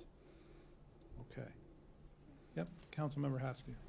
On the community benefits requirement, were the cities that happens, did the cities require it, or did the businesses coming in offer that as an additional selling feature for letting them be in their cities? Do we know that? I personally do not know. I think Lindsay might have a little more insight into that, so I'll defer to her. Yes, good evening. So the majority of the jurisdictions that I spoke with, those community benefits were obtained through an RFP process, mostly. Some of them were obtained through just negotiations with a particular operator. Someone approached the city, wanted to operate, and then there was a negotiated community benefits agreement. But I would say the more typical approach is to do an RFP where you identify what types of community benefits the city would accept and would be interested in, and then potential operators proposed certain benefits within their applications, and that was part of the selection process. And I would just add to that, as you can see in the chart that Brad put up earlier, or if it was up, you could see it. But some of the cities that don't have community benefits are because they've already adopted a tax, and so the community benefits in some cities are kind of in lieu of the tax. But for instance, San Leandro has already adopted a tax. Oakland has adopted, I believe Oakland's adopted a tax. And a number of cities throughout California have actually already gone ahead and adopted taxes. But as the council's aware, that requires a ballot measure, approval by the voters, et cetera. And so some of the cities are getting some benefit through the tax already. And just to add on to what Steve was saying, San Leandro actually previously had a community benefits program and then passed a tax and eliminated the community benefits program. And El Cerrito has made a condition in their community benefits agreement that in the event there is a tax that's passed, the community benefits will go away, and then those businesses will pay whatever tax rate. Great. Councilmember Darling. So I'm struggling with this idea of an RFP, and it seems that that is the way you open up the opportunity to discuss community benefits with operators that are applying. Correct. If you don't have a cap on the number of operators, does an RFP work? Through the chair, well, I mean, we've not actually tried it with cannabis, but generally, yes, the RFP process works. It becomes a matter of meeting the criteria in the application, and then having staff ultimately review it. If there is a hard limit of how many slots there are available, then if there's 3 available, the top 3 applications that scored highest get it, and that's the way that it goes. If there's no cap on it, then there's still the process of going through the conditional use permit and the operator's permit selection. There's also then the process that they still have to get licensed by the state. And as mentioned with alcoholic beverage control, I don't know if there's like a density restriction on that, but I would think that if you go far enough in terms of an excessive number of applicants, eventually people will start dropping out because the numbers won't pencil out. They'll see that there's not enough demand to support X number of businesses coming in. And that was part of the argument in support of removing the limitation, was to allow competition in the marketplace to naturally set the cap. And so that's how an RFP would work in that sense. Which was your question, though, how do you get community benefits if you don't have a limit or an RFP process? Yeah, I guess that was. Yeah, that is one of the purposes of the numerical limit, is that it does promote an incentive for the operators to make a proposal of community benefits that's acceptable to the city if there's a limited number of permits that are available. It also has the additional kind of benefit, if you will, of the city does not have to permit any adult use facilities. And so from that standpoint, the city is benefiting both by the way they regulate and kind of controlling the land use issues, but also from a community benefit standpoint. So if you have a lower number of permissible applicants, then you're likely to get better community benefits proposals. Okay, thank you. And further to build on that, in the draft resolution that has been presented, the criteria for the request for proposals that would go out to the cannabis applicants does actually identify the scoring elements, and community benefits are included in that. So anyone that's going to take a look at that would look and realize that they're going to have to offer up something on the community benefits if they want to feel like they're being competitive. So that would be where an RFP would help get, with even without a limit on the number. That's where they would still have an opportunity to get a community benefit element out of the application. And as far as order of magnitude of financial benefit to the city, is the increased sales tax revenue because adult use is taxable versus community benefit? Is community benefit generally a bigger dollar amount? Do we know? Through the chair, I'm not certain. I believe it is. I think Lindsay might have a little bit more insight on that one. Yes. So in order of magnitude, a lot of these community benefits are roughly 4 to 5%, sometimes as high as 6% of annual gross receipts for a business, whereas the sales tax portion, I believe, would just be the 1% of your Bradley Burns. So I would expect that it would be significantly higher for community benefits. In discussions with Martinez, they estimated the aggregate revenue that they generate for combined for all of their cannabis businesses, which I believe they have 4, is $1.5 million annually. Okay, thank you. That gives me a good sense of scale.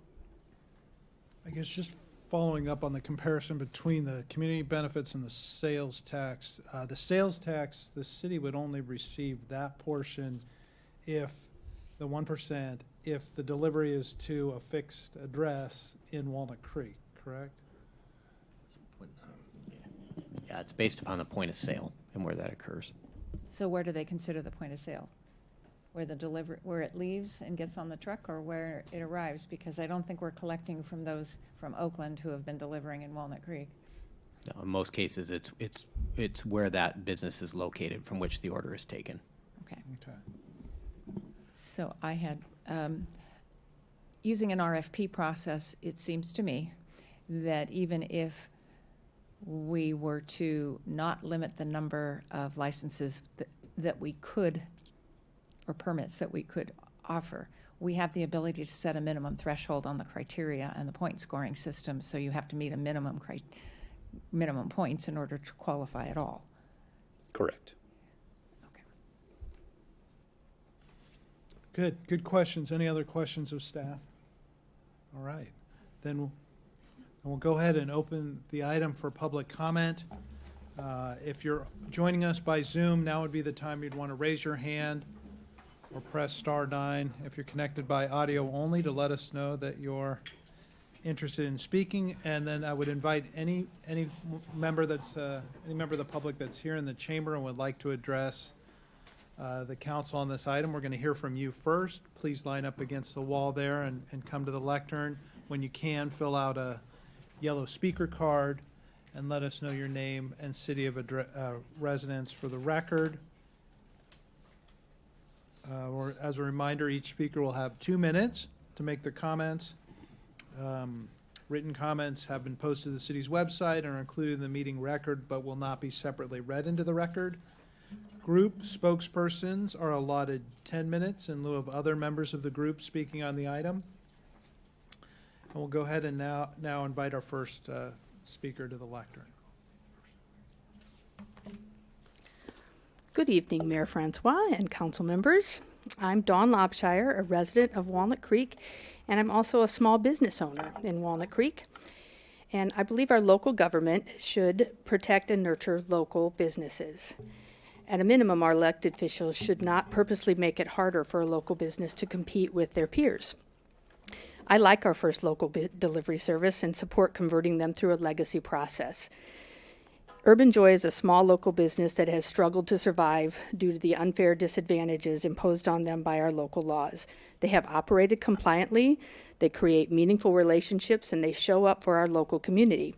They've already applied. They've been through the process. It does not seem fair or make sense to make them repeat the process that they did.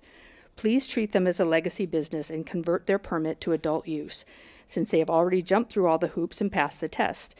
As you just heard, your City Planning Commission has recommended this action. We know them already, and if I'm not mistaken, we already said that city just re-inspected them and liked what they saw.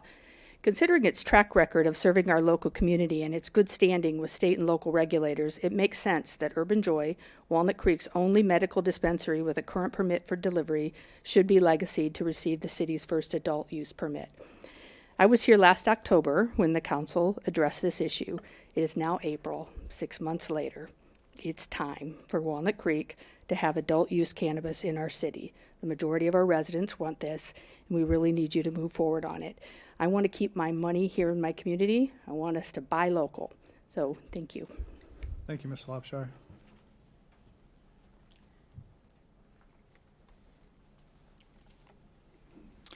Thank you, council members. My name is Casey Wider. I've lived in the Walnut Creek area for about 4 years.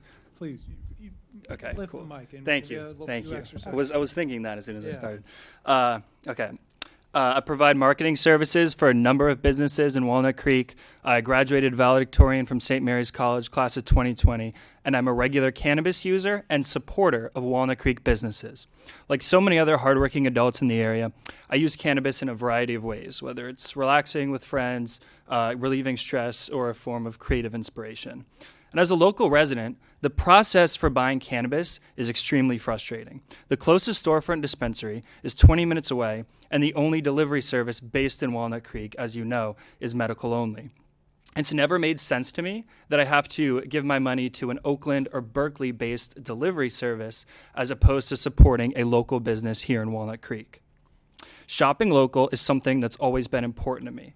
I love the city of Walnut Creek. Therefore, I want to support Walnut Creek businesses. I wasn't in the Bay Area back in 2016 when the Prop 64 vote happened, but I've been told that over 60% of residents voted in favor of adult use cannabis. I'm sure that number is even larger now given the positive sentiment for cannabis that we've seen over the past 5 years. So likely I'm not alone in this support for cannabis in Walnut Creek. As a cannabis user, a supporter of Walnut Creek businesses, and someone who plans on living and working in the city of Walnut Creek for decades to come, I'm imploring you, the City Council, to please make this change for the city and its residents. I have also had many conversations with the owner and staff of Urban Joy, and I know how hard they've been working for this change for years. I think that once Walnut Creek allows adult use cannabis, Urban Joy has more than earned their place as the first dispensary to represent this city, and I know supporters of local businesses such as myself will be behind them as well. Thank you for your time. Thank you very much.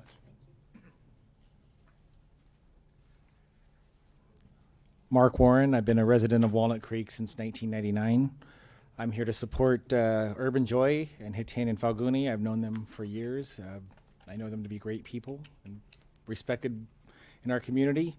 I, like everybody else, has voiced, I'd like to see taxed product in our community, and I would like to see regulations. And I think that what we've set out is a good path going forward to providing what is obviously being looked forward in our community. The vote supported it. 60% of the community wants this, and I think it should not be unfairly regulated that we provide to the people who are seeking this medical remedy. Thank you, and recreational as well. Thank you. Thank you, Mr. Warren. Hi, my name is Aria Campbell, and I'm the founder of Contra Costa Normal, and Greg and I will be speaking 5 minutes each on behalf of Contra Costa Normal, the National Organization for Reform of Marijuana Laws, Contra Costa chapter.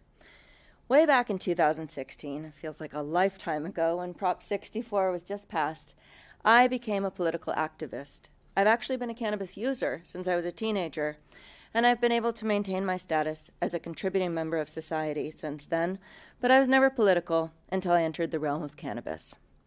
I was told early on that in the cannabis industry, everyone has to be an activist as well as an educator, and I took that to heart.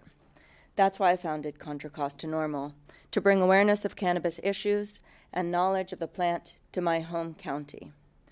While Alameda and San Francisco counties have been leaders in the movement, we were a bit behind.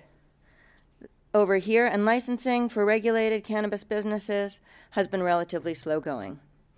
And I understand the hesitation because many people felt the research just wasn't there to back it up. Thankfully, there's been a decade's worth of cannabis research crammed into the past several years, and we're all beginning to understand that, as Dennis Perone famously said, all marijuana is medical. Regardless of who is using it and how, there's going to be some kind of benefit. So I totally get it and appreciate and honor all the forward-thinking lawmakers like yourselves who buck the trend and continue to support progressive cannabis policymaking. You would think it might be an easy choice, and 61% of Walnut Creek residents voted in favor of having cannabis retailers, but then, of course, you get the whatabouters who show up to these type of meetings all the time. What about the kids? What about the crime? We've heard over and over. As Contra Costa Normal, we continue to dispel the negative myths every day. When we first got going, we heard the narrow-minded arguments from people who were scared. They lived through cannabis prohibition, Nancy Reagan's war on drugs, and maybe even the reefer madness era. It's hard to shake. Well, hopefully by now we've all come to learn that there are real benefits of using cannabis. At one of my first California NORML meetings back in 2016, I learned about topicals for the first time. Now it seems everyone has a story to share about an uncle, a friend, a grandparent, a coworker who's used cannabis topically to lessen pains, maybe cure eczema, or somehow benefit from cannabis that they put onto their skin and don't even get high. It's like magic. But there's still a lot to learn, and when we really got rolling with Contra Costa NORML, we decided as a chapter to focus on education. By 2018, we put on Cannabis Education Day in Todos Santos Plaza in Concord, and many residents told us they were shocked that we pulled it off and never expected to see anything like that in Contra Costa County. We had dozens of cannabis brands and retail sponsors with booths, speakers from all over the country, and local politicians like City Councilman Kevin Wilk. Thank you for being there. In 2019, the lack of access to cannabis inspired us to hold a political action event, the Holiday Cannabis Giveaway, because Prop 64 allows for every person to give up to an ounce at a time away. And since we could do it, we did. We grew it, we had some donated, and we gave it away to everyone who wanted some, well, up to an ounce anyway. In 2020, we debuted our educational video series, How to Talk About Cannabis, that you can find on our website, ContraCostaNormal.org. Please check it out for current content and other educational resources. The video series is cool because it helps cannabis consumers come out of the closet, as it were. We've got how to talk to your family about cannabis, how to talk to your kids about cannabis, how to talk to newbies about cannabis, how to talk to your doctor about cannabis.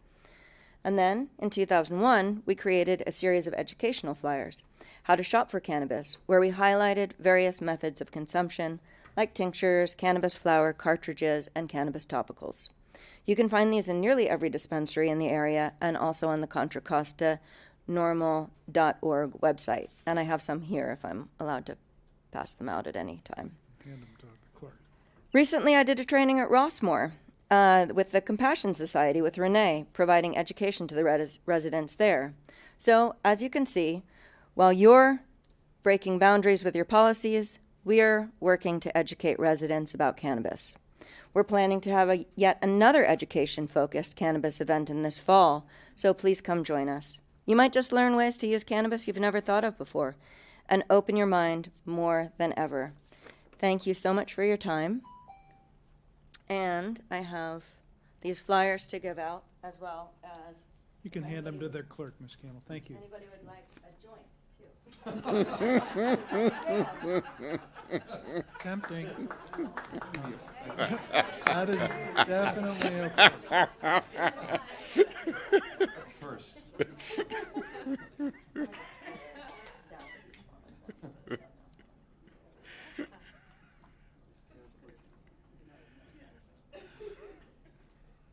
Only in California.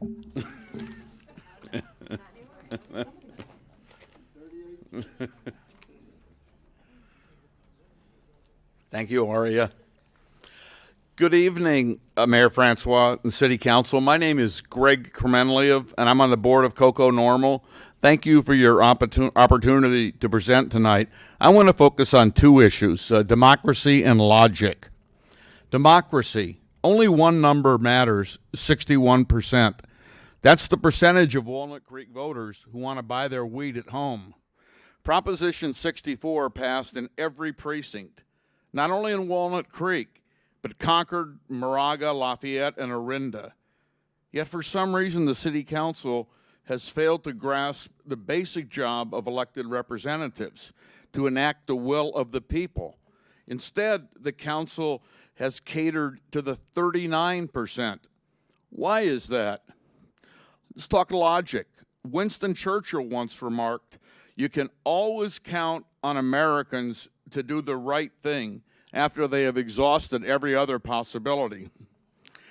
The Planning Commission hit the nail on the head in the 7th and final point of their decision, quote, "To further support business growth and economic development, restrictions, limitations, and other considerations more unique to cannabis businesses, i.e. the limits on number of operator permits allowed, community benefit requirements, etc., within the cannabis regulation should be eliminated. I'll repeat, eliminated, so that cannabis businesses are effectively treated the same as non-cannabis businesses.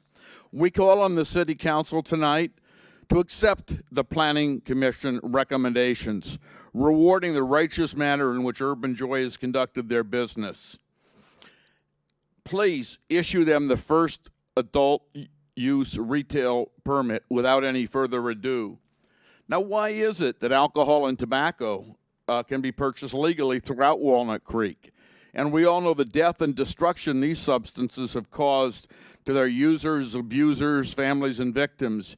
Yet we forbid the sale of a plant that's been used spiritually, medicinally, and recreationally for thousands of years throughout the world. No one has ever died from consuming cannabis, and little, if any, harm can be traced to its use. How much of this absurd situation can be traced back to our implicit bias? Examine what you have been taught about marijuana by your parents, your spiritual advisors, your teachers. Do you remember the egg in a frying pan commercial? Your brain on drugs? Is that what you think of cannabis users? That our brains are fried? Is that what you think of the nearly 2,000 Rossmore residents who have taken part in activities sponsored by the Rossmore Medical Marijuana Club and Renee's work with the Compassion Society? Look far enough within yourself and you'll find a depth of bias that will stun you. Instead of being governed by fear and trying to protect residents from something they don't need you to protect them from, why not open your mind and think big? Why not envision a cannabis storefront that looks more like Nordstrom's than Moe's Tavern? How about Walnut Creek as the upscale cannabis tourist destination in California? I challenge you to embrace the opportunity instead of standing in the way. 61%, every precinct. Thank you. Thank you, Mr. Kremley. Next speaker.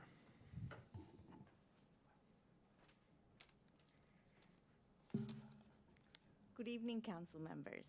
My name is Falguni Dave, and I'm the Community Outreach Director at Urban Joy.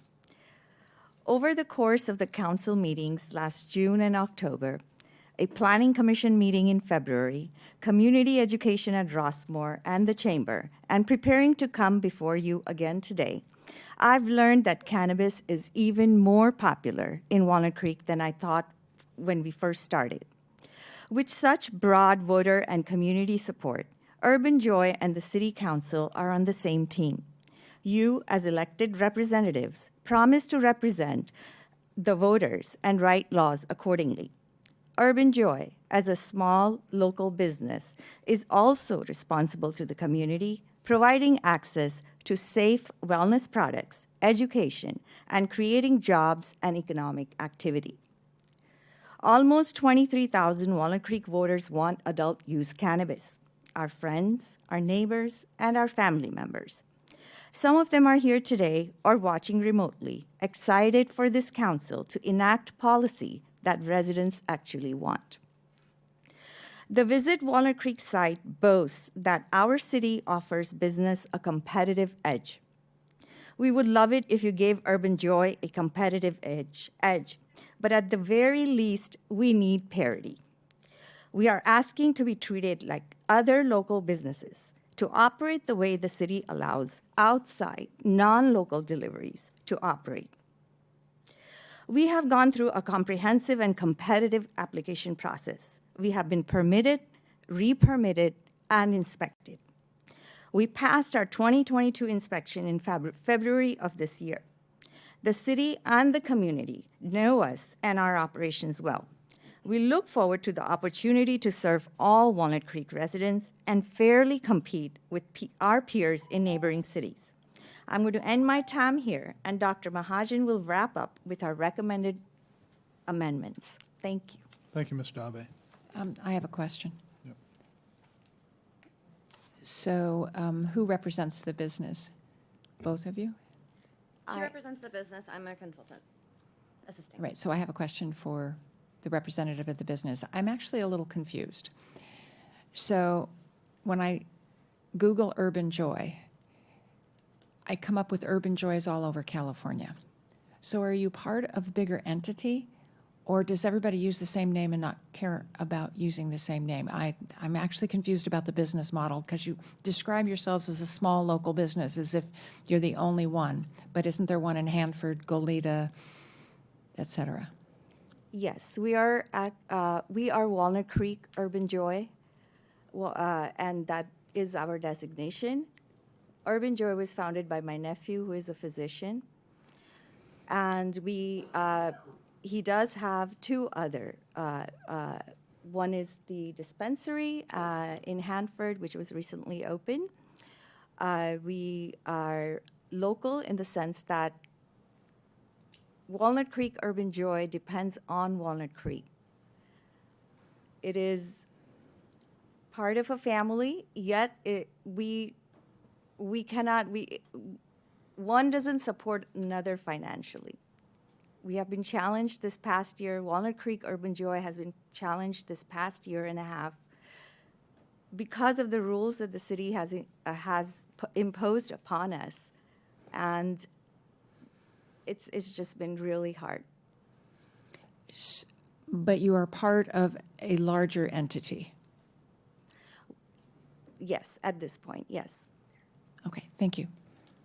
Yeah, there are multiple locations, and we're located in Walnut Creek. All right, thank you. Good evening, council members. My name is Menika Mahajan. I am a California cannabis specialist, a policy specialist, and I have studied and worked on cannabis policy in local government and in academia. I will quickly summarize our recommendations, which are detailed in the memo Urban Joy submitted yesterday.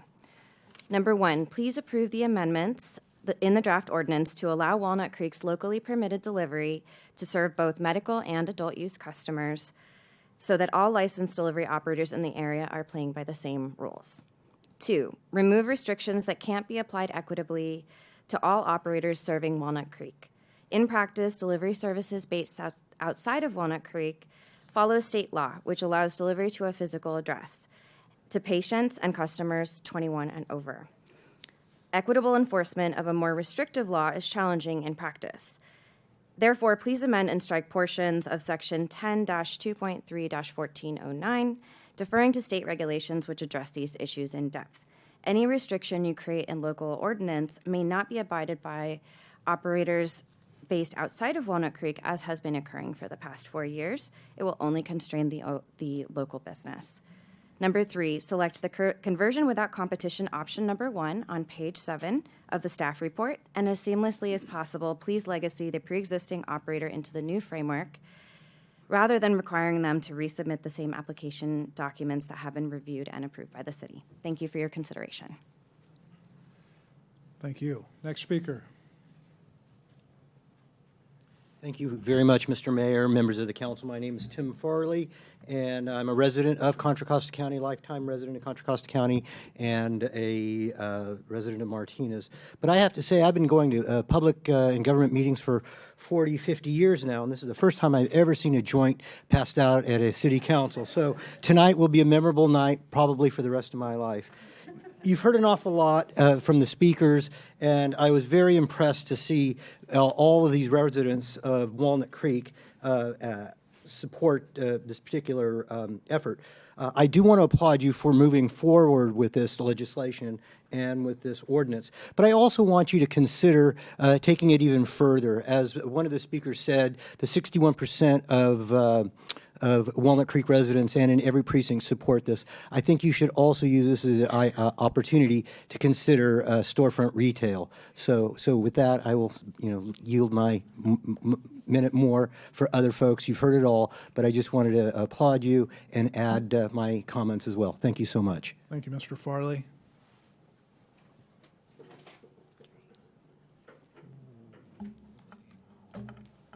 Good evening, Council. Good to see you again.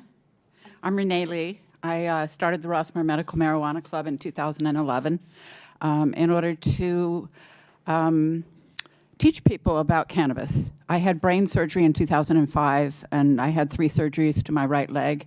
I was put on a cocktail of medications that just did not work for me. I was sent by the Kaiser Pain Clinic to go and try whatever, and I looked for cannabis, and it worked. And so I started the Rossmore Medical Marijuana Club. And I want to support Urban Joy because I thank you guys for allowing that to happen. We in Rossmore have a lot of residents who use cannabis, and we have a lot of deliveries. I personally, and with the support of a lot of people behind me, have been requesting storefronts for 10 years now, since the Rossmore Medical Marijuana Club has been open. I have some comments for you about some of the things that were spoken about.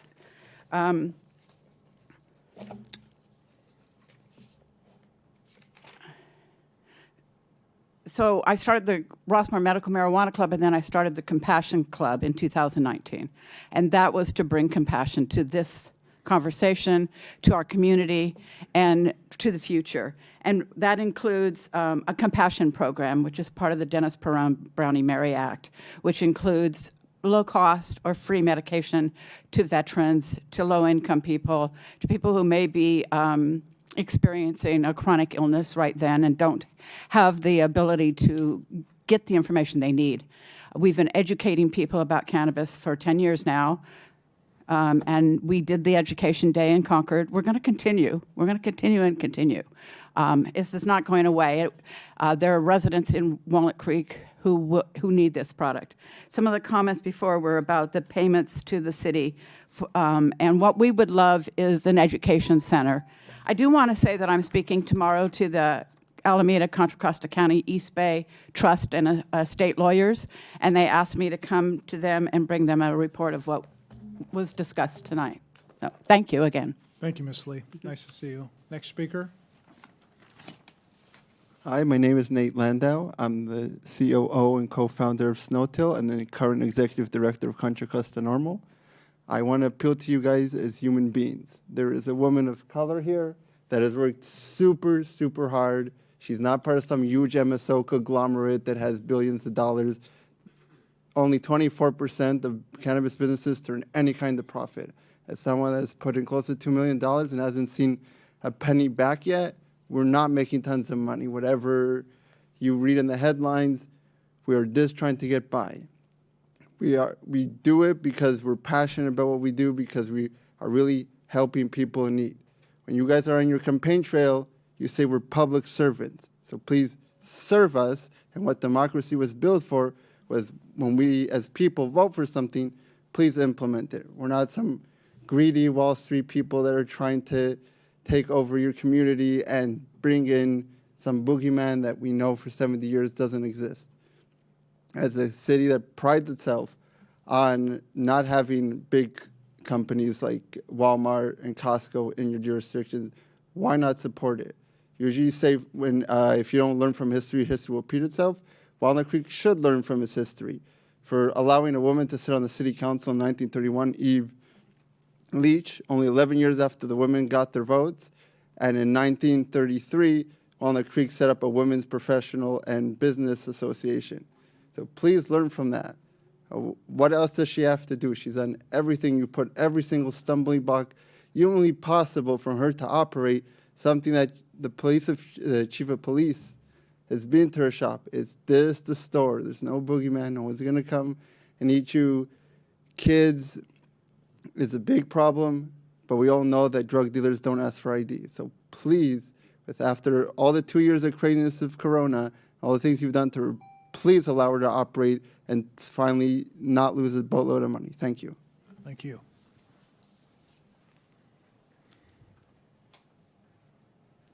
Good evening, Mayor and Council people. Thank you for having us tonight. My name's Anne Marie Drosos. I was raised here in Walnut Creek, and I now currently have a business in Walnut Creek. I am a reverse mortgage specialist, so that means that all of my clients are over the age of 62. Some of the words I've heard tonight thrown out were criminal or safety plan or other negative type of reactions about marijuana. And I think you'd be surprised to know that the majority of my clients over the age of 62 are the ones who are using the marijuana. They're using the gummies. They're doing it in association with their medications and other things to help them feel better. So my only other thought is change the way you look at things, and the things that you look at change. Thank you. Thank you, Ms. Joseph. Any other speakers in the chamber would like to address the council on this item? We do have several speakers on Zoom, so I'm going to check in with my colleagues. Does anyone need a break? Keep going. Okay, Madam Clerk, first Zoom speaker. First up is Ashley Alvarez.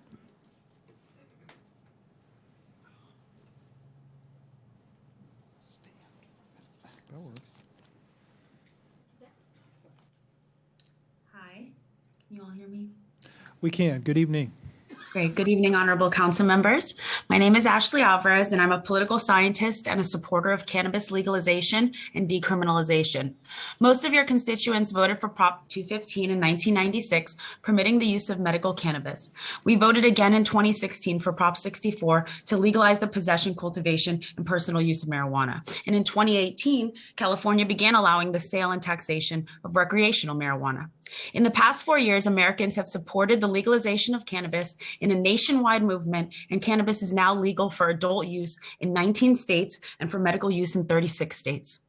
Just this month, the U.S. House of Representatives passed the Marijuana Opportunity, Reinvestment, and Expungement Act, the MORE bill, a bill that would end the federal prohibition on cannabis by removing it from the list of banned controlled substances. This is the second time the bill passed the House. The federal government is changing their stance on cannabis, and many states have done the same. I'm in support of the legalization and decriminalization of recreational cannabis in Walnut Creek, as most of your constituents are as well. Prohibition doesn't protect anyone or make our community safer. It doesn't change how many Walnut Creek residents have and use cannabis. It just inhibits the creation of more local jobs. It changes how far delivery drivers have to go and which community benefits from the economic activity. Walnut Creek residents can still get deliveries from recreational cannabis stores outside Walnut Creek, so it really makes reasonable economic sense for you all to consider allowing both medical and recreational delivery and storefront access to cannabis here in Walnut Creek. The unlicensed market continues to thrive because of current bans as well. It's safer for the community and consumers to have tested, regulated options. Finally, I agree with the previous speakers for a legacy permit for our current successful operator, Urban Joy, and not making them repeat the application process. Thank you. Thank you, Ms. Alvarez. Next speaker. Next speaker is Tony Bowles.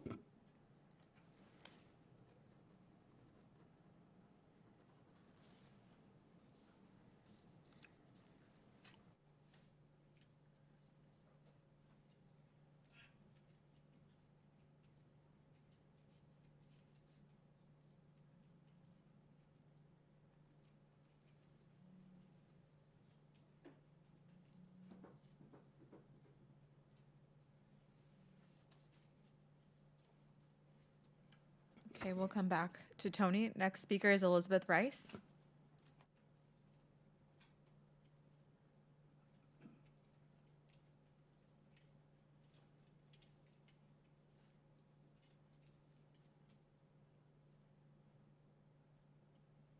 Hello, can you hear me okay? We can. Good evening. Perfect. Good evening. My name is Elizabeth Rice, and I live in Walnut Creek. I work in the legal cannabis industry for a brand called Select and a company called Curaleaf. I'm also a certified gongier, which if you're wondering what a gongier is, it is a cannabis sommelier. So, I really want to support my local community through legal cannabis commerce. But with the current restrictions, I'm forced to buy in other counties with physical retail locations, as I need to see the product for my work and study. Legal cannabis dispensaries provide a safe environment, as we've heard a lot of people say tonight, for consumers, where they have access to tested product and education for knowledgeable use. As you know, 61% of the Walnut Creek voters supported cannabis legalization when Prop 64 was on the ballot in 2016. Imagine how many people approve now, as the social acceptance of cannabis has greatly increased over the past 5 years. According to the 2021 Pew Research Center study, 91% of US adults support legalization, and there's now 37 states with some sort of legalization form. I also want to make sure, as you heard earlier, that the House of Representatives actually did pass the bill earlier this month to legalize cannabis nationwide.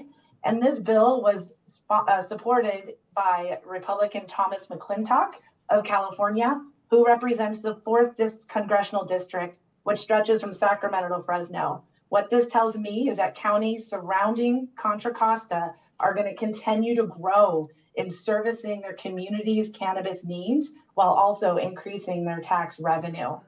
I urge you today to please pass this ordinance, allow adult use permits, not only with delivery, but also physical locations, therefore providing better for Walnut Creek adults. And Urban Joy, as an industry professional, Urban Joy is a reliable and trusted dispensary throughout California in their other locations. And really, they are an asset to Walnut Creek. So thank you for your time. Thank you, Ms. Rice. Next speaker. Next speaker is Pete Bennett.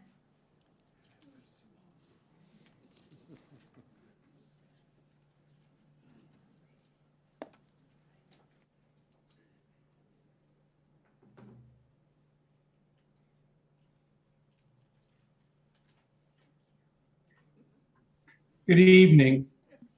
My name is Pete Bennett. I have a lot of experience in the good side of the drug world and the bad side. I go back to the cartels in Florida. You can look up on Fort Myers News Press, Smuggler's Paradise, where the DC-3s used to crash land next to my house filled with drugs. It was a dangerous world. Bodies all over the place in the Gulf of Mexico. Nobody ever solved anything. And then I moved into Pittsburgh in the 80s, and I had to deal with the sneakers going up on the telephone poles, which was the Bloods and the Crips. And that's when the crack epidemic started. It claimed a bunch of my employees. And then here I am tonight. I support the marijuana initiatives and I support the dispensaries. I think smaller is better, less opportunity for things to go wrong. I've also witnessed the folks at Lift Lounge, and we were playing music just down the street from them, and people would go down there and come back totally lit up. So they were selling something pretty heavy. I've seen it kind of a lot of perspectives. And why do I support it? Well, not council has really demonstrated anything more than just go away. When I was attacked in the library, I almost had the George Floyd of Walnut Creek. I was nearly choked to death. The results are I had a stroke. And 30 years ago, I had a severe head trauma with severe headaches. Thankfully, they're coming back. So maybe you should approve it so I can have some kind of remedy for the severe headaches that force me to lay down for hours at a time. I want to thank you for everything you've done for me. It's been great. Next speaker is Peter Dickstein.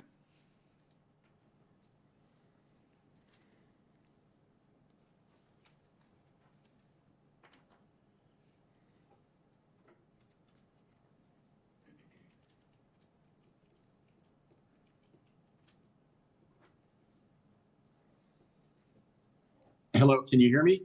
We can. Good evening. I'm sorry for the delay. Really appreciate the opportunity, Mayor and council members, to have a 2-minute opportunity tonight. My name is Peter Dickstein. I'm one of the 2 co-founders of Soulful, which is a Bay Area-based cannabis retail company that's been around since the beginning of adult use in, well, actually a little bit before that, 2017. We got the 42nd license for adult use in California on January 1st of 2018 in Sebastopol. We submitted a comment letter regarding the update to the city's cannabis regulations, which we hope you've had a chance to review. And I'm going to just read a couple of excerpts from that for the benefit of the rest of you. And we understand that the proposed amendments tonight are focused on delivery-only options and planning-related considerations. We wanted to provide some general information as it relates to storefront retail. I'll just touch on a few points from the letter in case the council chooses to broaden its consideration this evening or going forward. First, storefront retail contributes significantly higher and greater sales tax revenue than delivery-only businesses.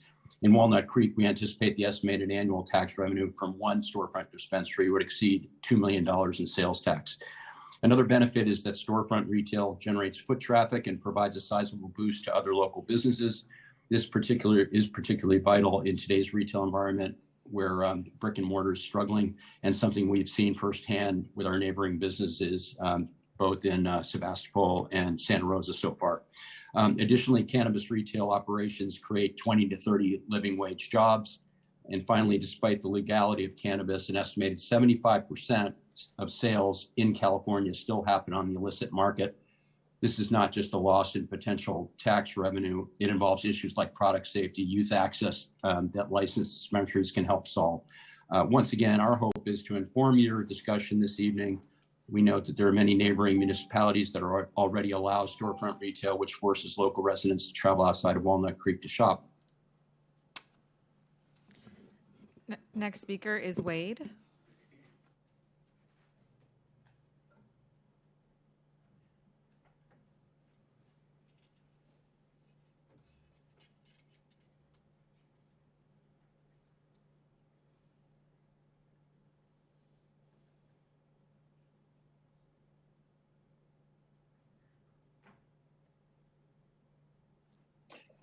Hi, can you hear me? Yes, we can. Good evening. Oh, hi, Councilman. I just wanted to, obviously you guys have heard from all the professionals, and I just wanted to relate to you as a resident of Walnut Creek. I was born and raised in Moraga and Walnut Creek. I currently am employed in Walnut Creek, and I love the city. I love the job that you guys have been doing with the increase in businesses, the quality of businesses. Walnut Creek has never looked better as far as I'm concerned as a resident.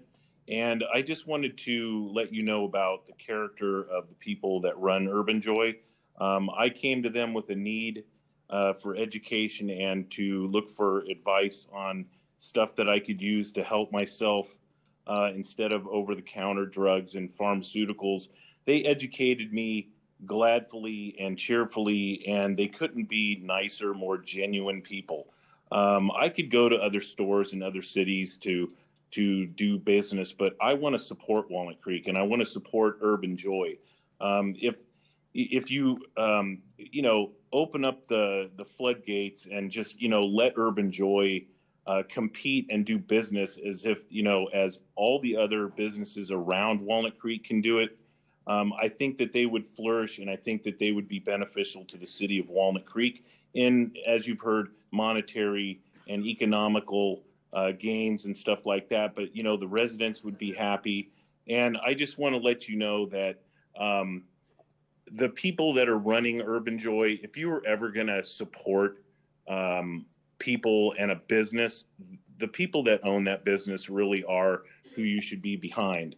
And you've done such a great job with all the other businesses. I think Urban Joy is an upstanding business. I think that you would never go wrong in supporting them and helping them flourish with their business and to help Walnut Creek. I'm not going to flood you with statistics and all that stuff. I just wanted to talk to you as a regular guy that's a citizen of Walnut Creek that supports the good work. Next speaker is Carrie Delorme.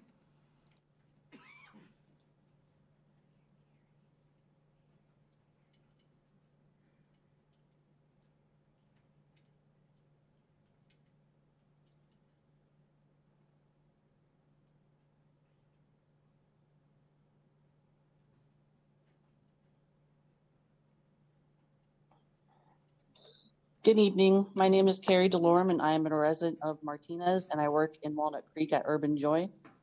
And I am speaking tonight in support of cannabis access in Walnut Creek. State law allows licensed delivery services to meet an adult for face-to-face delivery at any physical address. But the city of Walnut Creek will not let its only licensed delivery service do this and cannot prevent neighboring cities from servicing our city. Walnut Creek has over 1,000 hotel rooms and is a destination for many travelers. We also have many small business owners who work long hours and would like to receive their deliveries while they are at work. It is our hope to be able to service our customers anywhere that is convenient and safe for them and remove the restriction of fixed residential addresses. I would also like to say I believe Urban Joy should be given legacy status as we have already gone through the hurdles, passed the test, and the city just re-inspected and renewed our permit. Also because we carry compassion in our hearts and love to serve the community through the healing properties of cannabis. It is time to see the will of the voters recognized. Thank you for your time. Next speaker is user J.B. Selden.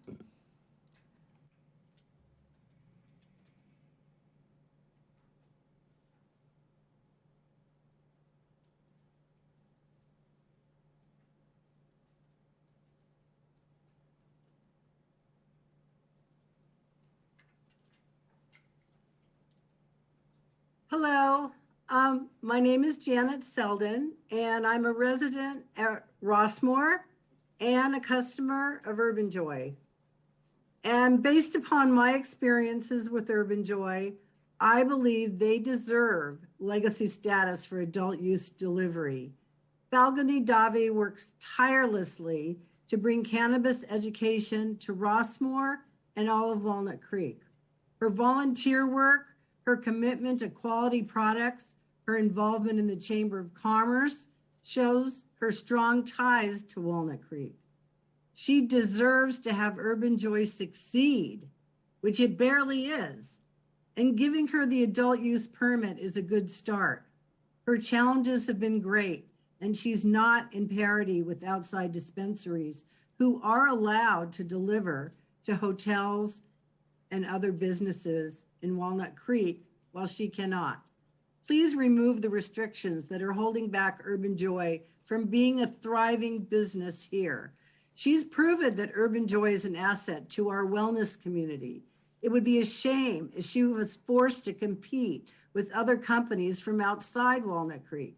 She has proven her trustworthiness and commitment to our community and should be given legacy status. Community benefit requirements are not fair, especially for a new business. You don't require them for other businesses. Also, those of us at Rossmore are in agreement. We would like a retail storefront in Walnut Creek. Please consider our wishes. Thank you. Next speaker is user AH.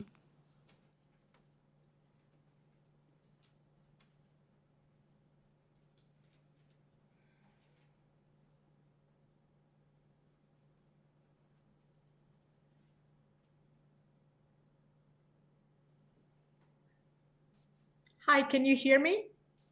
Yes, we can. Good evening. Good evening. Hi, I am a landlord in Walnut Creek, and I have a medical as well as a dental condominium and have been owning these for close to 12 years now, paying taxes to the Contra Costa County and to the city of Walnut Creek. Ma'am, can you state your name and city of residence for the record? Oh, I'm please? sorry. No problem. Yes. So my name is Shelley and my last name is Shaw. And I live in Fremont, but I own businesses in Walnut Creek and have been part of the Walnut Creek paying taxes to the city and county for 12 years. Understood. Thank you. Yes. And today I am speaking because I am concerned that in spite of the fact that every precinct has voted for legalized retail stores as well as adult delivery, we still do not have them. It's been so many years. I am urging the council to vote today on allowing adult use cannabis delivery to be awarded to Urban Joy, as they are the only store that has stayed in business for the last year and a half. Having a retail storefront operation with all the state mandates and security provision, it has been shown that it reduces illegal operation and crime. I know we've had some history of crime in Walnut Creek, and as a business owner, I understand your hesitation to have a retail storefront. But there has been so much research and study that having a retail store and having security as mandated by the state has actually prevented the crime. And Urban Joy, even though it is a very local Walnut Creek run store, because the corporate structure has experience in other stores that are so very well run, we would have really good storefront also from them. So I would recommend that you. Next speaker is John Corwin.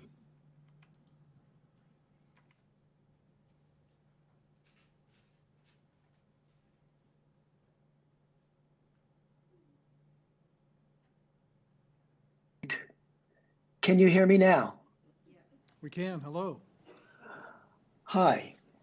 My name is John Corwin. I'm a 74-year-old resident of Rossmore and a resident of Walnut Creek.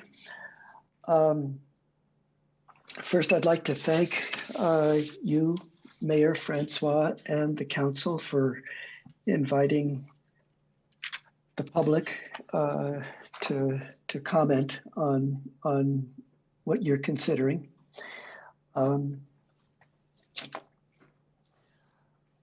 I know that California, and I think everyone knows that California law allows legal purchase of cannabis without medical recommendation, but that right now a Walnut Creek resident cannot purchase cannabis from Urban Joy without a medical recommendation. Doesn't seem fair.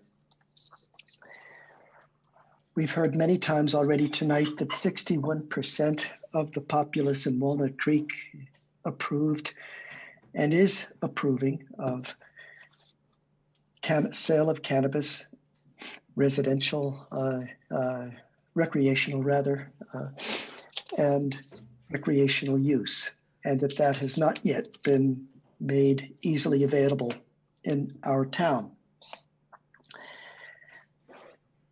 We want to buy locally. We want to support our town.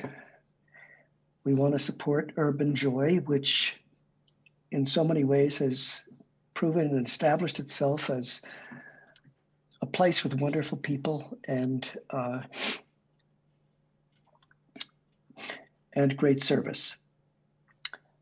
I do hope that this is the first step toward opening a storefront, and that you will consider that as soon as. Next speaker is Leslie Valencia.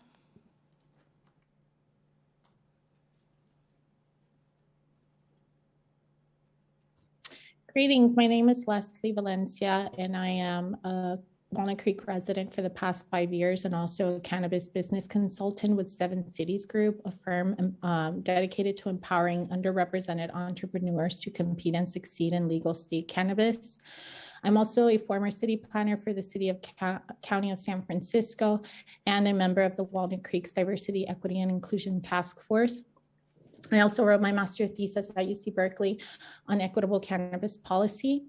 I fully support all of the changes that the Planning Commission recommended in their resolution, and I hope that you do too. And I would like to also see the city consider social equity and incorporate the conversation that is happening statewide and nationwide around racial and social equities, particularly related to cannabis. I would also like to see the city consider social consumption lounges as well as storefront retail, but social consumption lounges specifically because it is more dangerous for a person of color to consume cannabis because of racial bias.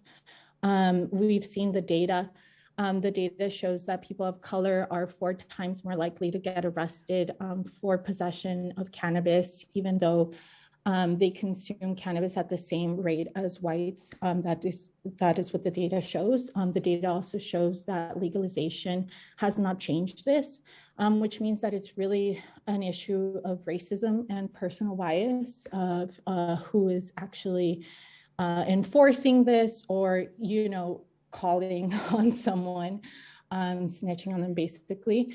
I, as a woman of color, am still very scared and paranoid to consume cannabis, and I would love a setting that is friendly, that is safe, and that is also an opportunity to educate people against reefer madness, which also, you know, has a really big ties, racist. Next speaker is Verna Zwingel.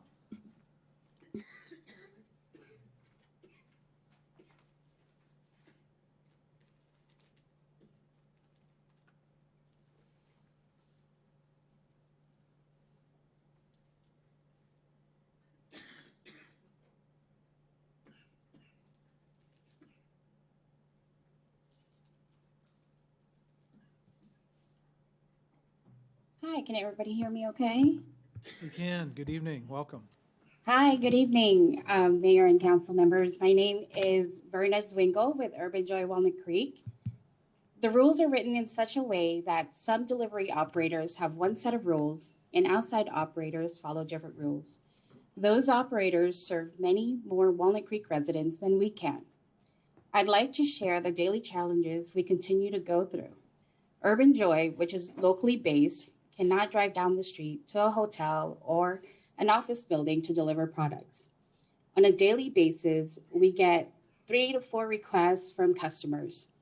When we tell them we cannot serve them and they have to call someone else in another city, they are generally confused, become upset, and some take it personally even when we explain it is the city's rules.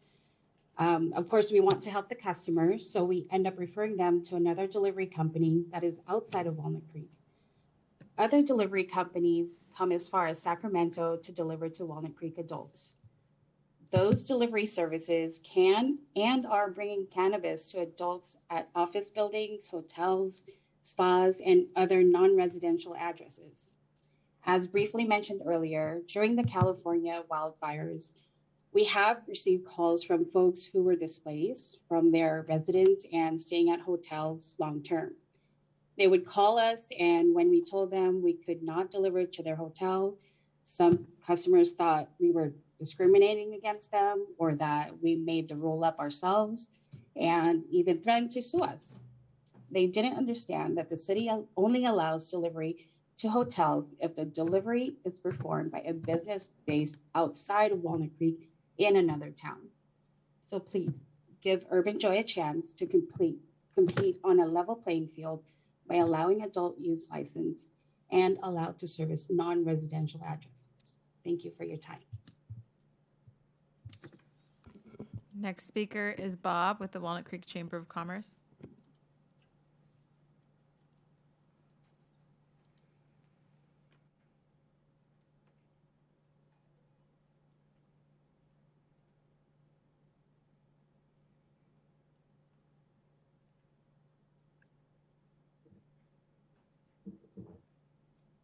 Good evening, council members. I'm Bob Linscheid, president of the Walnut Creek Chamber of Commerce and Visitor Bureau. It would be difficult for me to give my part of the testimony without repeating some of the information that you've already heard, but I'll do my best to add some additional comments that might add to the understanding of the situation this evening. For the record, Urban Joy is a member of the Walnut Creek Chamber of Commerce and Visitor Bureau, as is at least 2 other cannabis companies in our county. They enjoy the ability to deliver for adult use in our community and have said so in meetings of our organization. What I think resonates with us and the executive committee that's helped guide our testimony this evening is that we participated for some time, since October, I believe, was the time where we gave testimony in support of a level playing field for this business. Clearly, the limitation of 2 companies was as a result of trying this thing out in the beginning to make sure that we learned something from the experience of this business in our community. No other regulations exist with alcohol or other companies, and so I look at the Planning Commission decision as a wise one, that where it guided the policy, because policy without enforcement is just idle talk at this point. We believe that when business succeeds, our community thrives, and we should do everything we can to support local companies. And so I think the result of what we're experiencing with this procedure tonight, I think it encourages us to think of a way in which we can regulate an industry, but yet have it succeed. Thank you, Mr. Mayor and members of the council, for the opportunity. Next speaker is Janja L.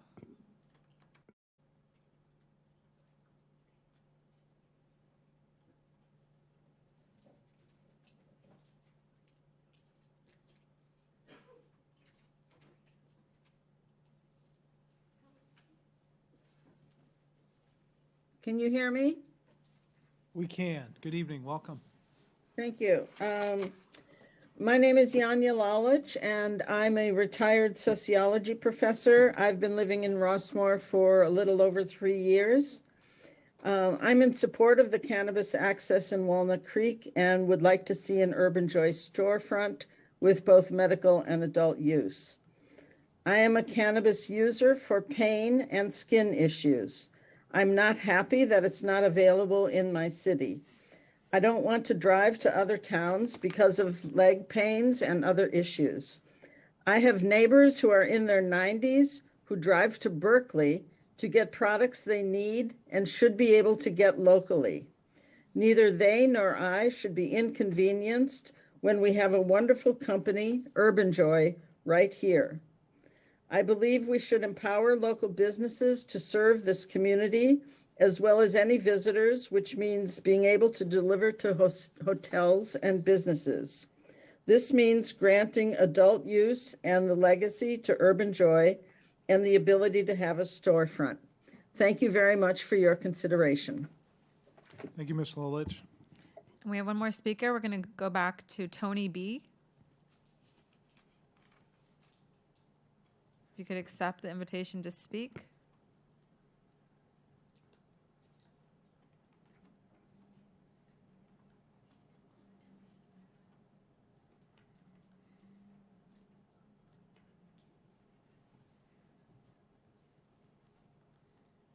Yes, hello, can you hear me? We can. Good evening. Welcome.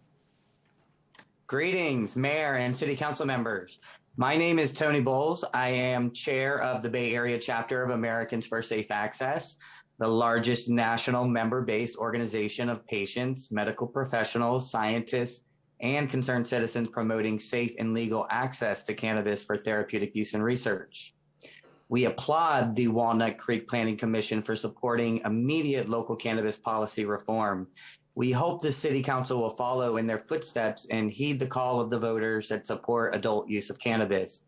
Most patients admit they did not even bother to get a doctor's recommendation after AMA passed and instead purchased cannabis under adult use laws.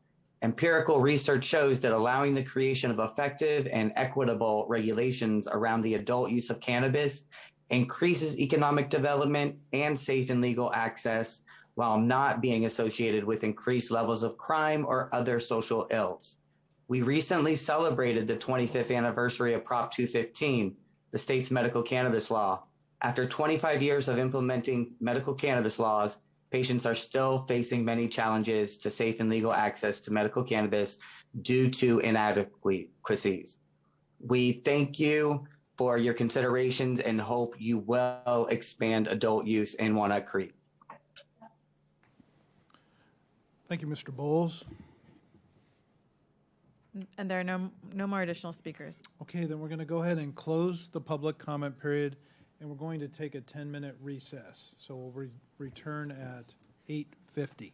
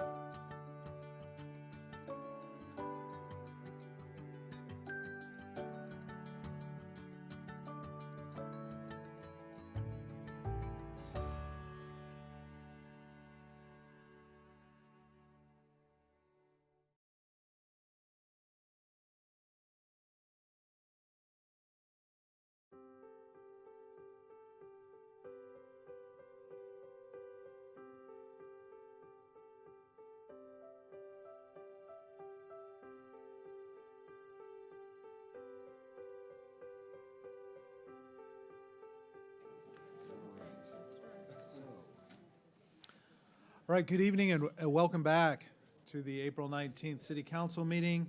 We are still on the public hearing item, update to cannabis regulations.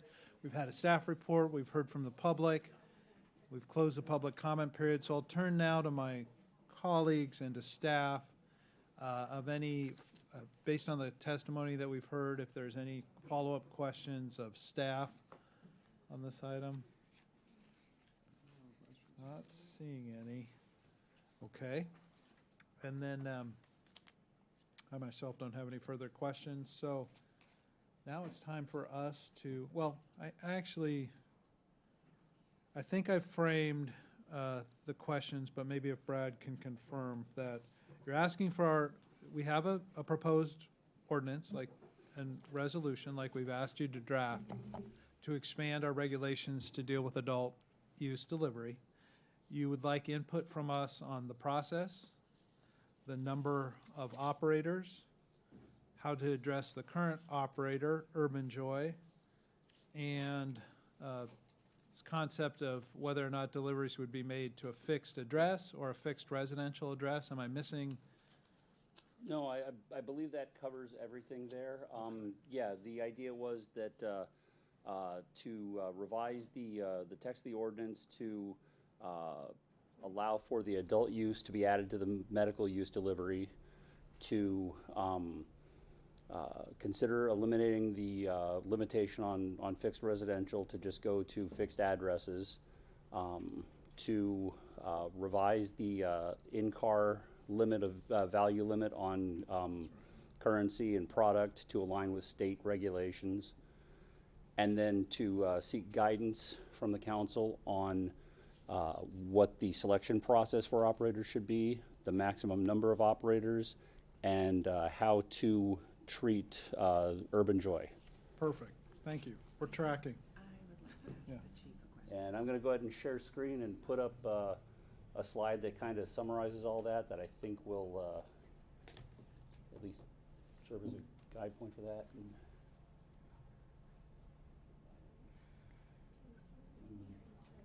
Yep, that's what I fully intend to.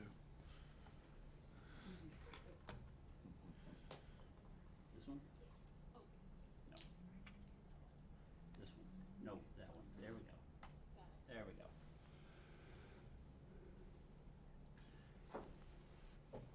Okay. Thank you. Sure. And Mayor Pro Tem, you have a question of the chief? I did. Chief, do you mind? I need to ask you a question.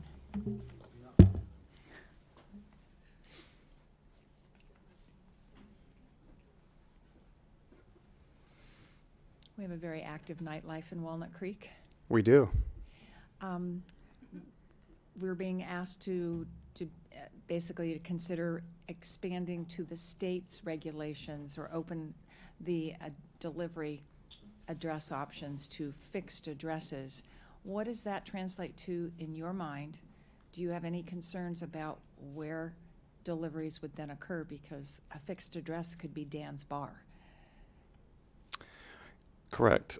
My preference would be a residence. I've never done any research on cities who allow it to commercial addresses, and I can't really think of a reason why you might, unless you're having a cannabis party. But my preference would be a residential address because it's more discreet.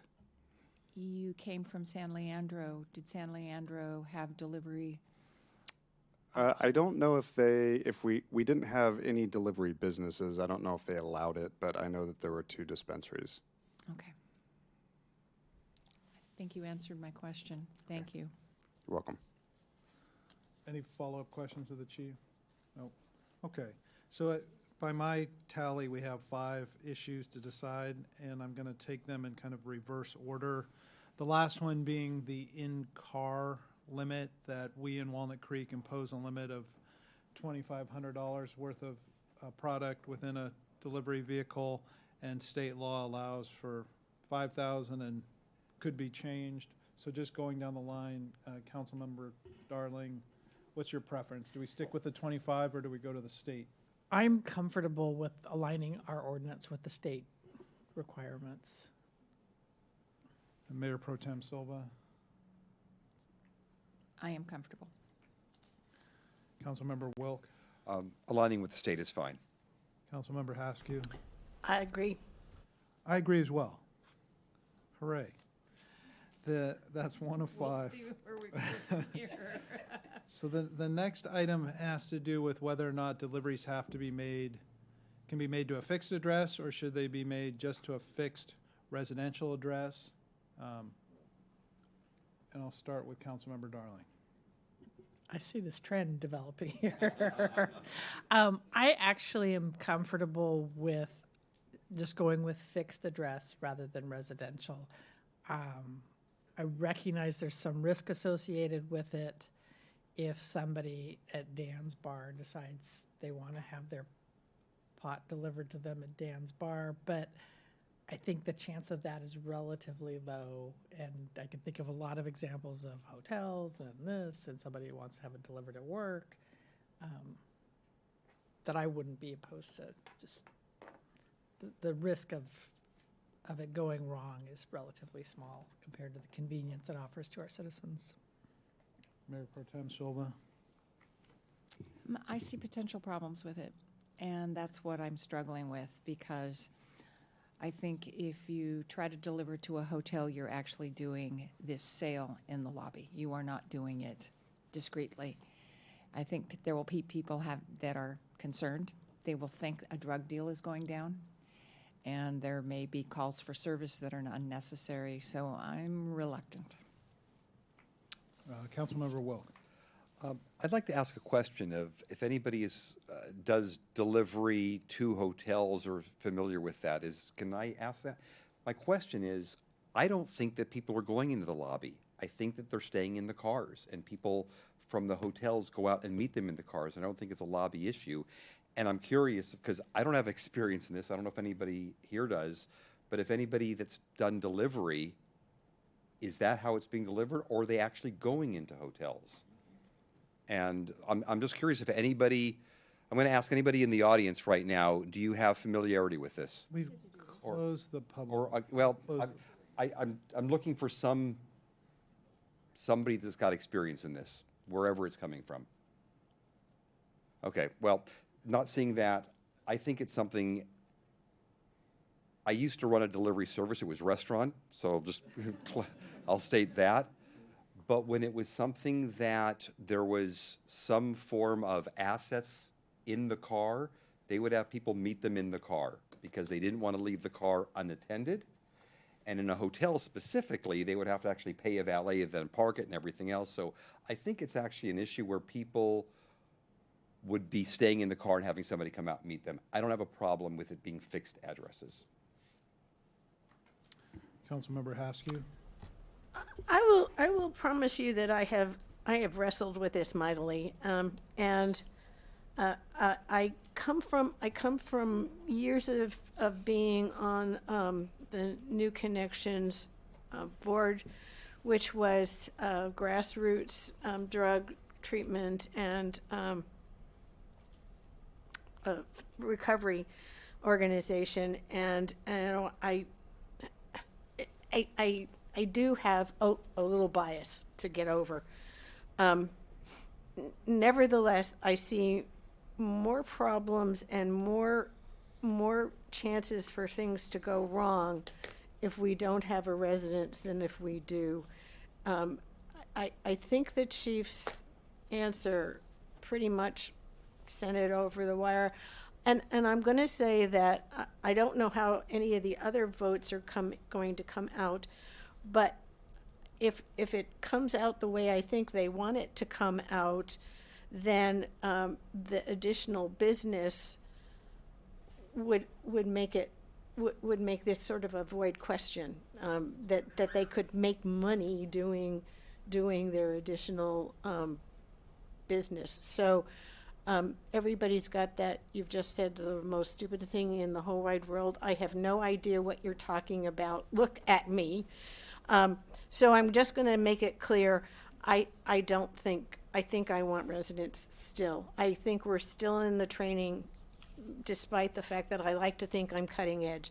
We're still in the training mode, and I want residents only. Yeah, this one I struggle with as well. The explanation I've heard for deliveries to non-residences is what if you wanted it delivered to your in place of employment or business? That said, I do take a lot of stock in what the chief and his concerns are. And I think this is something we can start with delivery to residents, which is how it is now. And to the extent there's a demand or a need to amend this to extend it to other businesses and perhaps carve out exceptions for things like bars and things we don't want deliveries to, we could do that too. So my inclination would be to start with deliveries to a fixed residential address. All right. How many is that? Two of five. All right, the next, let's see. Why don't we go to the a limit on the number of operators, whether there should be one, whether we want it unlimited. Currently, obviously, it's two. And I'll start with Councilmember Haskew. Fooled you, I was going to volunteer. I now think I would go as high as 3 for the number of businesses that can come. 2 is pretty hoity-toity, and maybe if we make it 3, we'll have a little competition. But I don't think we should have unlimited amounts, because I think I even said when we were crafting the original ordinance, if it's a place where people can make that much money in the short run, we're going to have a situation where we're going to deal with something that's the equivalent of video rental stores, that there was a lot of money to be made early in the business, and then as time went on and there were a lot of them, we wound up with a lot of empty fronts, and I don't want to do that. I want to go into this really carefully. I think 2 is too small. I could be convinced into 4, but I'm recommending 3. Thank you. Councilmember Wilk. Well, I tend to usually let the market decide on these things, but we've taken an approach with City Council of doing a measured approach and steps and continued progress from that. I like Councilmember Haskew's thought on this with making it 3, and actually that will make more sense when we talk about how it specifically will relate to Urban Joy. So I would go with 3. Mayor Pro Tem Silva. 3 was my number that I had noted down someplace in all my notes. I think the 2 is too restrictive. The 3 allows us to accommodate the existing operator in some form, has yet to be determined, as well as 2 additional. Okay, Councilmember Darling. You know, I stand by what the original Planning Commission discussion was, I don't know, in 2018. We've limited where these businesses can go. We can let the market decide. I wouldn't advocate for a limit, but if sounds like my fellow council members want to limit it to 3, I could live with that. But I would rather let the market decide. Yeah, and I'm inclined to go with my colleagues in terms of the start with a limit of 3, and I think that does allow us to accommodate the existing operator in some way, shape, or form, which we're going to get to. I don't know that we need a lot of discussion then on this next point, which is the process. Staff, there's 4 different options: the existing lottery, eliminating the process, using a weighted lottery, or a formal RFP. Staff is recommending a formal RFP process. Does anyone disagree with the staff recommended approach? Okay, we're unanimous on that. So now. Are we going to discuss the criteria that they're suggesting? Yes, we should. Okay. I didn't know if that was, to me, that might be number 6. No, there are only 5. Let's see, those were in the resolution, right?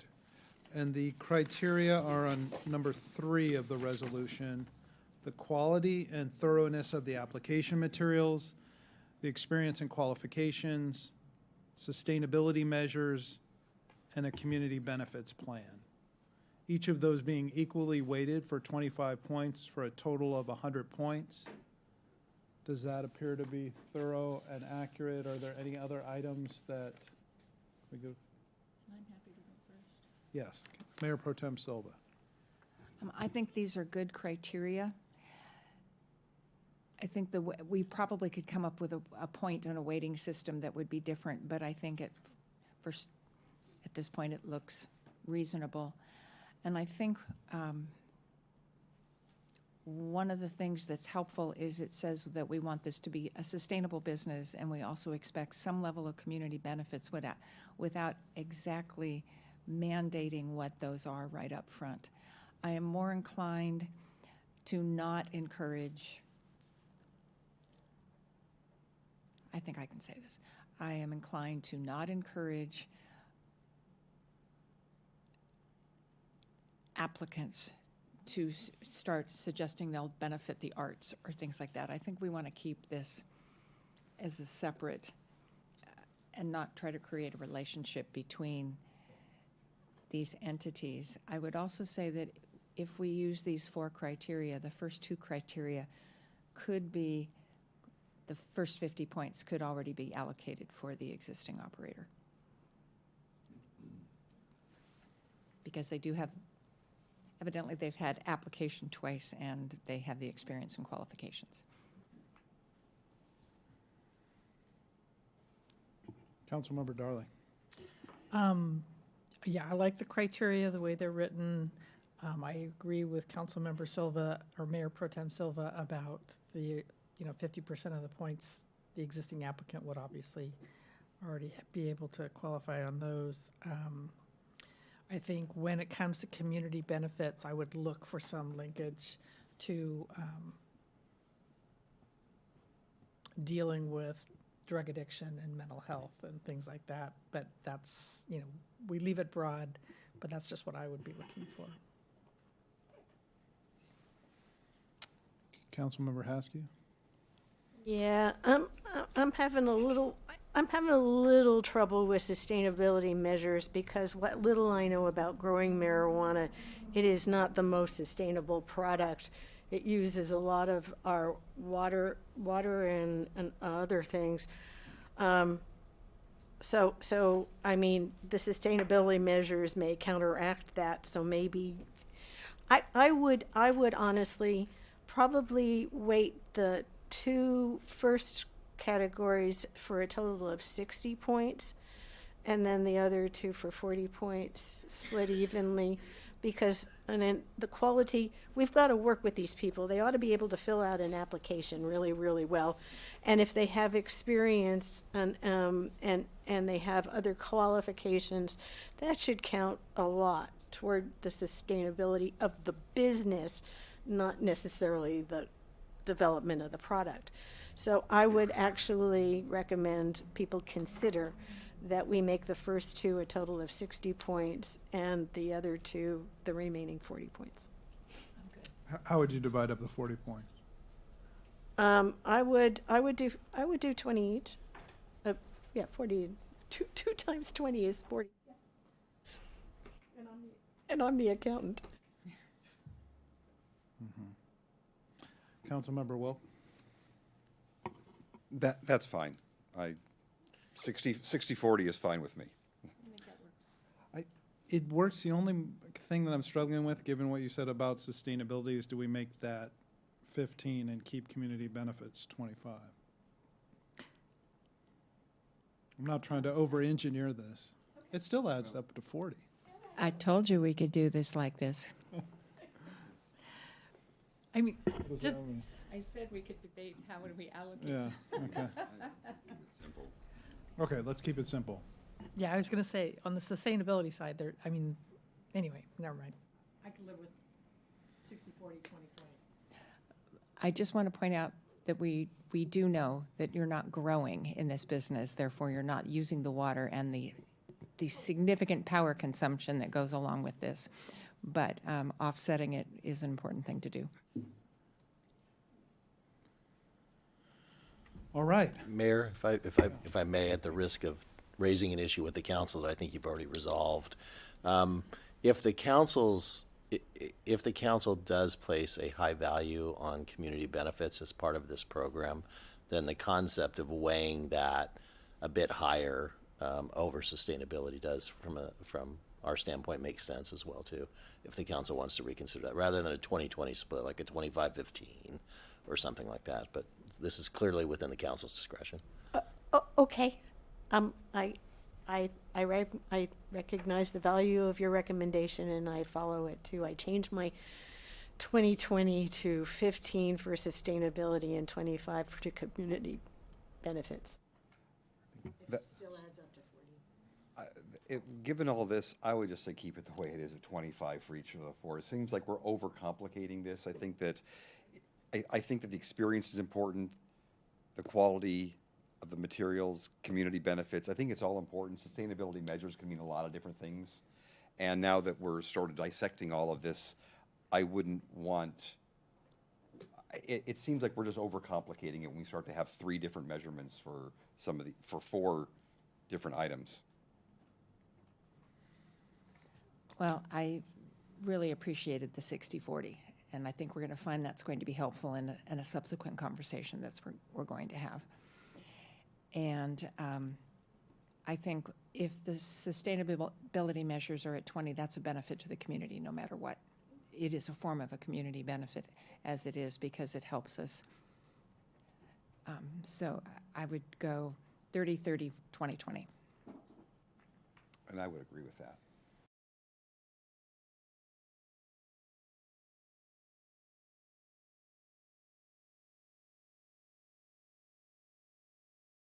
Wants no part of this conversation.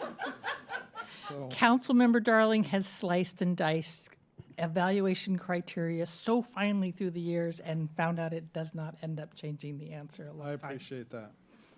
Okay, so our last and final item is the current operator and how to achieve what's been described as a level playing field or a parity with the current operator, given these criteria. And who would like to lead this off? I will go first. And first of all, I want to thank everybody who came here tonight, who came also and phoned or Zoomed in for the input and the recommendation of Urban Joy as a good community member, a good member of the business community. The struggle that I have to just automatically give you an operator permit is that that's not a level playing field because the other operators that would then apply and get permits would be required to do more.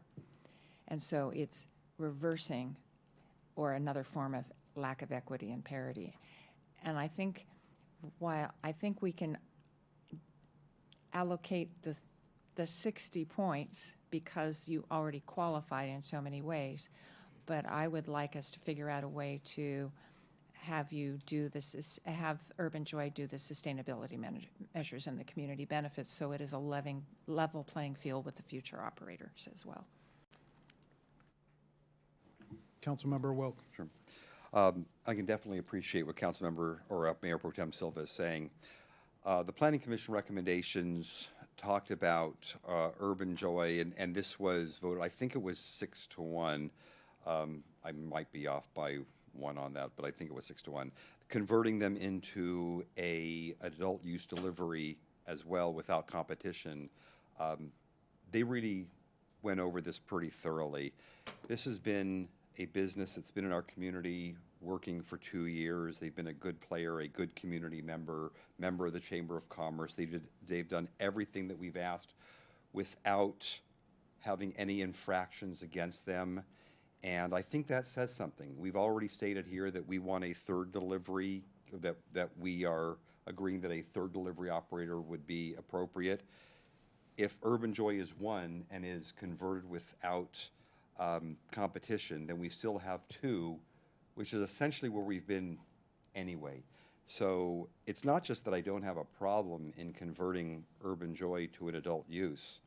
It's that it would seem inherently unfair to have them work with one arm tied behind their back, as they've been doing, yes, they can apply for all this, but it seems like this is who is shown to be a good player within Walnut Creek. And they should be able to have this converted based upon everything that we have heard tonight.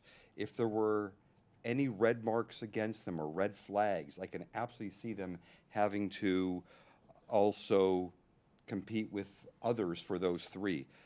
But I feel that they've done what we've asked them to do. And now, assuming that they are continuing to be able to follow those procedures and they just got their renewal permit, that they can be converted without competition. And that's how I would look at that. So I wasn't saying that they had to compete for one of three. What I was saying was they need to step up to the sustainability and community benefits in order to create a level playing field. And I was trying to figure out how to do a hybrid where they get the permit, but they have to also. Is there a chance that maybe they have been doing that and we're not asking more than, they just have to substantiate it now? The community benefit? Mm-hmm. Yeah.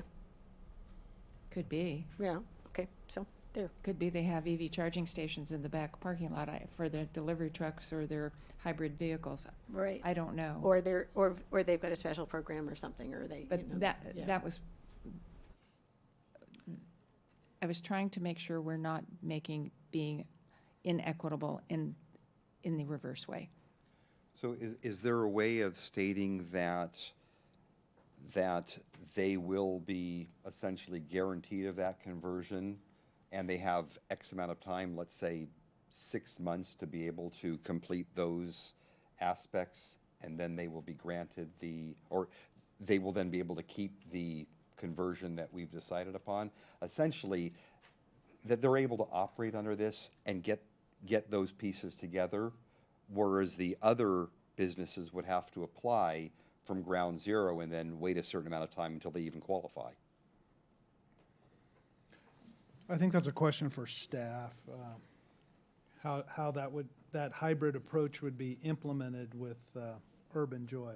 So one of the things, based on your point scoring, you've kind of indicated they'd score 60 because of their experience and that part. So you could set a minimum number of points for the remaining sustainability and community benefits. So there's 40 there. So you could say they have to score 20, 25, whatever points towards that. And granted, that'd be a little bit subjective because we wouldn't have a lot to compare it to without the other operators coming in. But it would at least start them in a process of incorporating that in their proposal. Then assuming other operators came in on a line, we would have renewals of operator permits every year, and we could evaluate whether those other factors are appropriate going forward. Urban Joy would require an amendment to their use permit that they have now, and then an amendment to the operator permit, and I imagine that's likely to take some months, 3 to 6 months at least.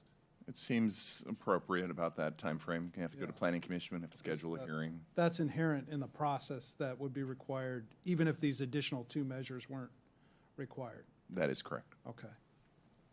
Can I clarify something? And this is not a first reading tonight, is it? Or is it? It is on the ordinance, and the idea was to have the council act on the resolution as well too. Lindsay and I are working on edits right now to the ordinance based on your prior direction. Hopefully So she's in a better time zone than this one. Yeah, she's in the same one we're in right now. and so we will, when the council is done here, we may take a couple of minutes, but we'll read the changes into the record, then the council can introduce and take action tonight. So did Mayor Pro Tem's clarifications make sense, that it's a hybrid, that Urban Joy wouldn't be an automatic conversion?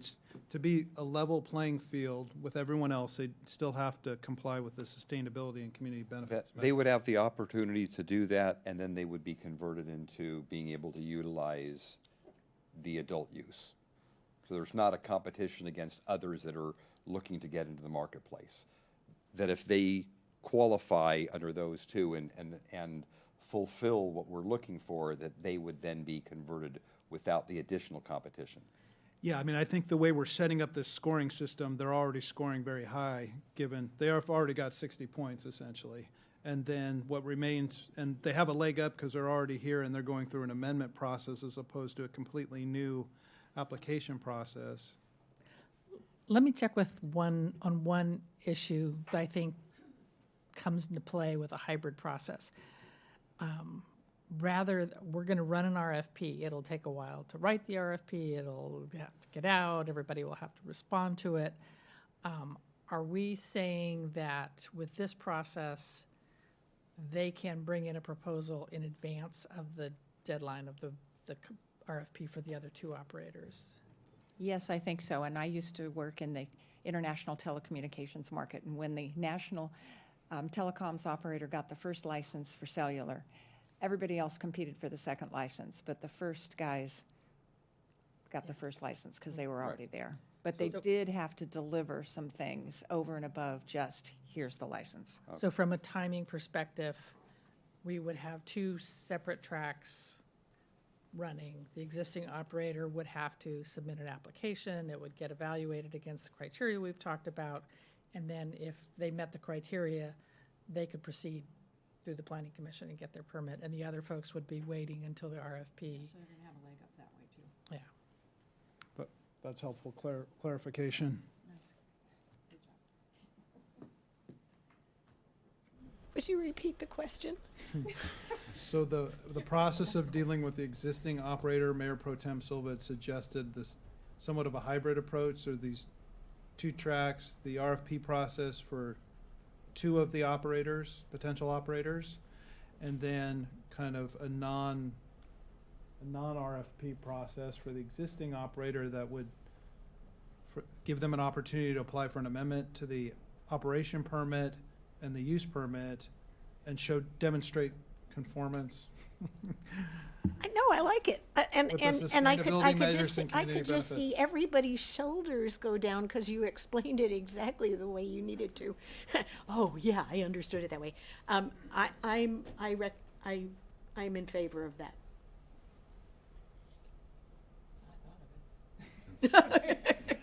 I just wanted to make sure I didn't say anything wrong. Nobody's shooting darts at me. I just want to confirm then, so the existing operator, Urban Joy, wouldn't be competing against anybody else. They would just be looking to be able to adhere to what we would have on an RFP normally. And if they succeed in that, then they get the permit. Yeah, I mean, I think that was our intent with Councilmember Haskell's suggestion of the Right, three. so is the that- other yeah, two, yeah. okay, so there could be 10 other potential applicants that are competing for two. Okay. Council, I would just say that I would, since they are going to have to show compliance with the last two criteria, I would not have the council saying they're going to get something.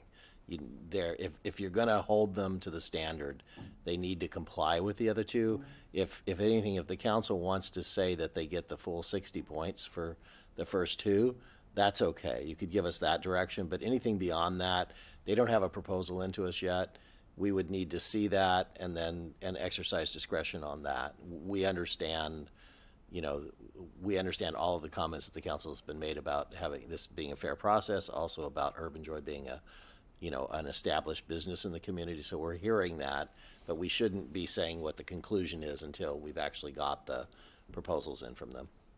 I appreciate it and I respect that. I think, so, I think we've all heard that, and I think we're all, at least I'm comfortable saying the 60 points essentially I'm comfortable saying that they've satisfied those, given the good track record.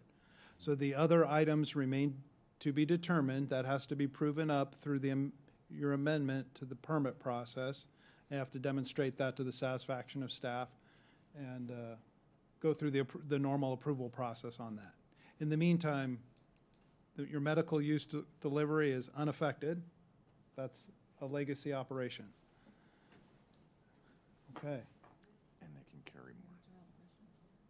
I believe we answered all the questions, but there might be some further comments, so I want to allow for the opportunity for that. Councilmember Darling, do you have any further comments? I'm satisfied with the progress we have made. and the answers to all the questions necessary to be answered. Excellent. Mayor Pro Tem Silva? No, and I'm appreciative of where we have landed, and I look forward to seeing how this rolls out as we go forward, and hopefully staff will, I know we'll have the second reading will be on consent at the next meeting, but it would be helpful to also have a summary of how the selection process would work, a little more detailed out, because we just bifurcated it and created a two-path process. And Councilmember Wilk? Well, I'm appreciative of how this worked out and just taking these progressive steps. I do think this is a baby step overall. I mean, from where we came a few years ago, yes, it's progress, but it is baby step progress, and I appreciate that as well. But I would like to say that I would like, under economic development as a priority, and I understand that staff's got a lot going on and we've got some big items coming up in the remainder of this year. But I would like to see us at least set some kind of a timeline for a discussion among council of a storefront property. That it's been kind of sitting out there and we haven't had substantive discussions. In fact, when we talked about this 6 months ago, we said, well, this will be coming up when we talk about everything else. So we wanted to tackle this first, and I completely understand that. But I would like to say at least, we're in April, that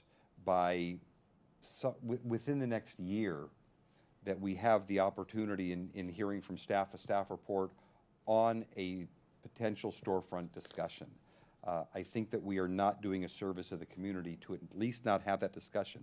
We may not approve it, but I think we need to have the discussion. Councilmember Haskew? When we originally passed this ordinance, it really was a wild and crazy time, and there were no rules and nobody knew how it was going to be handled. And there were lots of promises, including we were never going to have to worry about raising taxes or anything else because money was just going to roll in and help our government. I don't think the world has proven that selling point had any value. And I think probably lots of people thought, I'll vote for this because that'll solve our tax problems. Like almost every other proposition, it had good things and it had bad things, and we were trying to figure out how to work around it.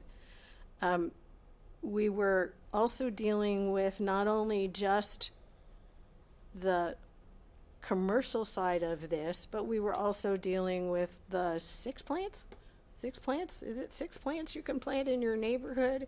And we spent hours, half an hour, talking about how we should make it safe so dogs and kids don't sneak over fences, under fences, and deal with it. We just didn't know what the real world was going to be. This is a long time after that now, and we have a better idea about where we're going and what's going to happen. Do I think we know everything about having storefronts or anything else? No, I don't think this is. If you analogize it in my mind, we stuck our toe in the water with the first ordinance. We're now, in my opinion, at least knee level and working our way to hip level in our wade into getting this. We want the right answer for the voters. We want the right answer for our community. It is our job, and it is in the proposition as presented, that it is our responsibility to come up with the right answer for our community. It wasn't a blanket approval. It really did refer to local control, and we're taking that also very seriously. I have met with Urban Joy people. I enjoy them. I like their conversation. I point out that somebody said that Walnut Creek has forbidden marijuana and cannabis. I believe that is a complete overstatement. It is legal. We acknowledge it's legal. we have not barred anybody from ordering it illegally from somebody who probably shouldn't be delivering this in our community. So if you'll bear with us, we may get to where you want us to be in a little while, but we still feel very responsible about what's going on in our community. And we may get into up to neck deep, but I think we have to do this responsibly and with deep thought.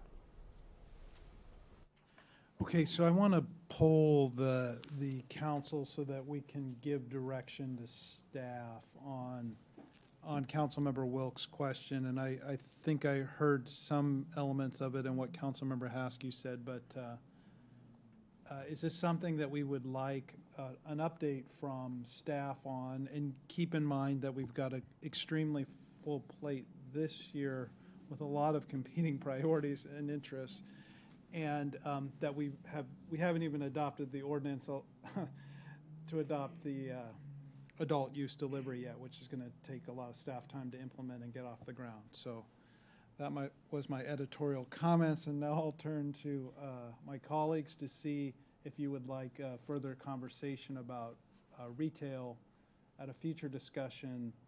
I'll just put it out there, perhaps early next year. I think it would be appropriate. I recognize that the department within the city that would be tasked with getting that has a lot of other really heavy lifting to do. And some of those things are higher on the council priority, but I would like to see us get to a discussion of storefront retail in about that time frame. Okay, and I said by early next year, but I actually really meant early next year sometime, like first quarter 2023. So I'm not going to be as aggressive in the time frame. I realize that we are sitting at the end of April, and this is going to take many months for this to roll out, as we'll get an ordinance adopted next meeting, but then there's a selection process, and all of that has to roll through, and then getting operators up and running. Next year at this time, there will be a new council, and we will be discussing what our priorities are. What it's more important for me is to finish the priorities we're working on. Mm-hmm. Economic development and recovery, it has to do with downtown next, outdoor dining. It has to do with getting our climate and sustainability plans finished and adopted. That's going to be a huge amount of work that we have to slog through, and we need to do it and get it done. There's we have a housing element to get done that's required by law and any changes in zoning. And all of it comes down on the same staff. This is not the police department or the public works department per se. All of this work is somewhere in community development and the attorney's office.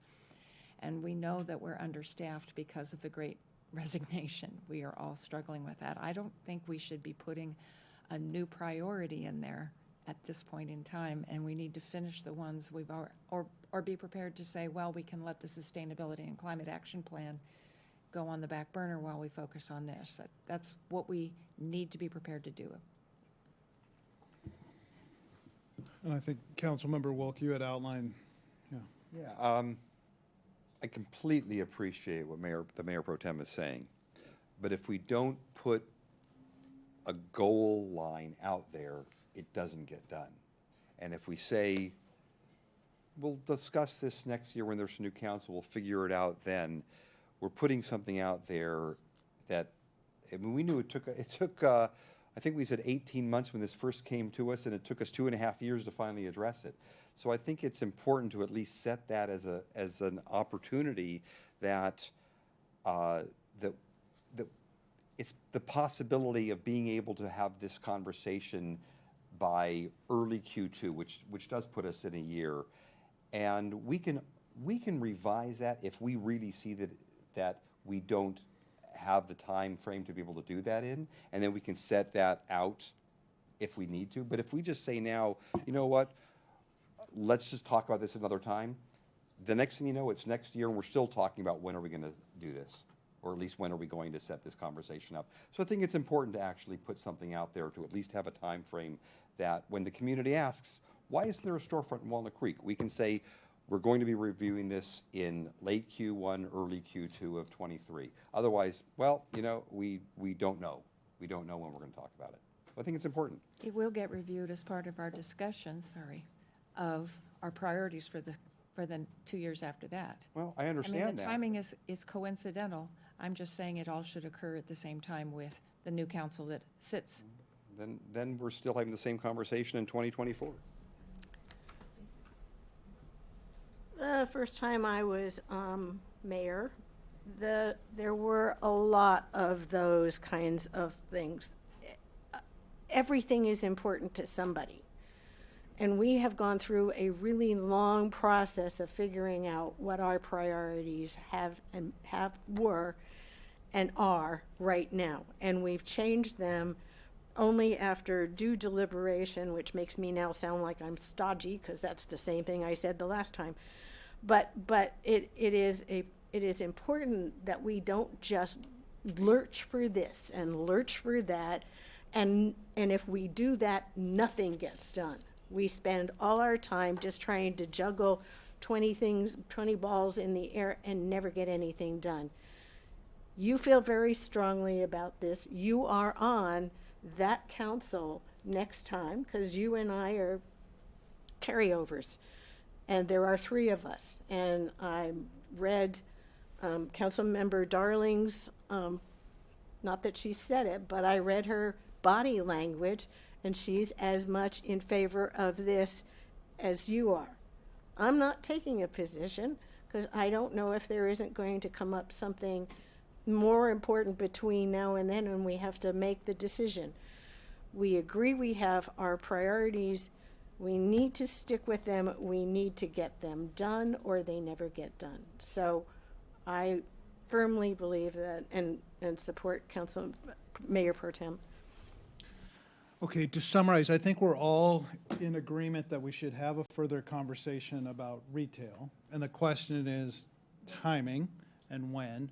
I tend to agree with Councilmember Wilk that we need to put at least a goal out there. Otherwise, the conversation never happens. And it could be that we just can't take this on right now. We've got too much going on. That could be the result, and I may not be here. So it could be the 3 of you having that conversation with 2 new people.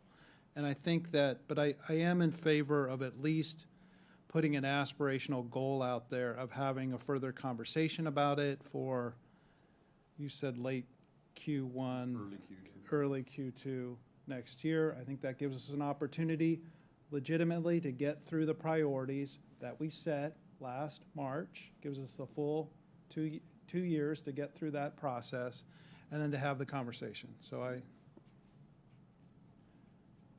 3-2. Okay.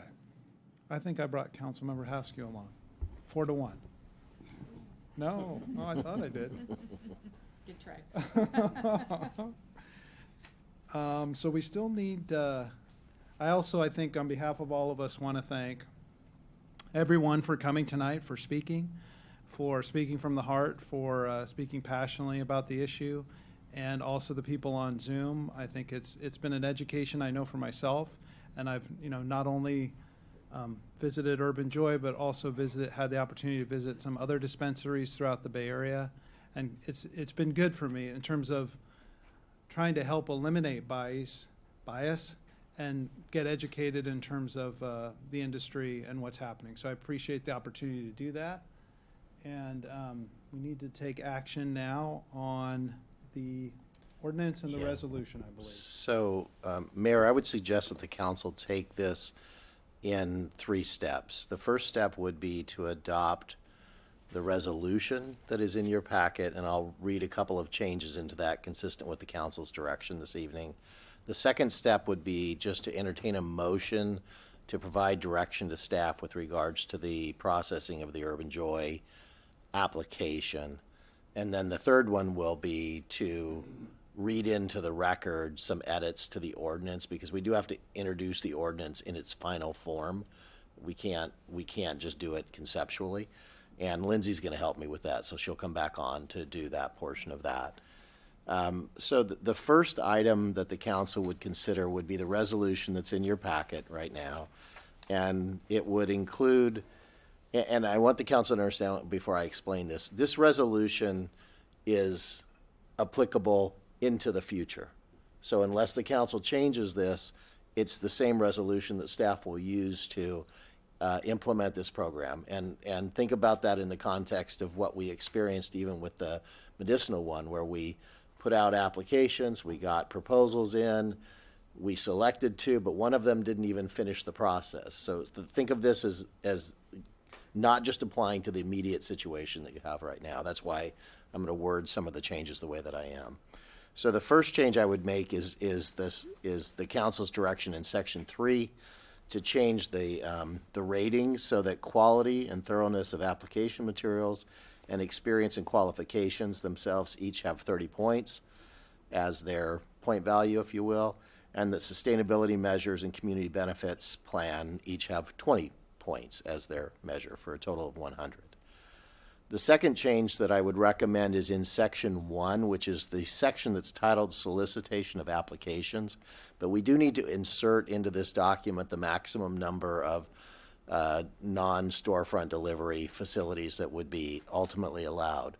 And so what I would recommend to the council is, right now it reads, city will issue a request for proposals soliciting applications, and then it just says for non-storefront cannabis delivery only operations. I would suggest that we say, after applications 4, we would say up to a maximum of 3 non-storefront cannabis. And understanding that one of those 3 is really Urban Joy, is the way that we're proposing that. So those are the 2 changes that we would recommend to the resolution. And with those 2 changes, that resolution is appropriate for consideration by the council. So I would make a motion to approve that based upon the edits and changes that our city attorney has recommended. Second. Excellent. Madam Clerk, can you please call the roll?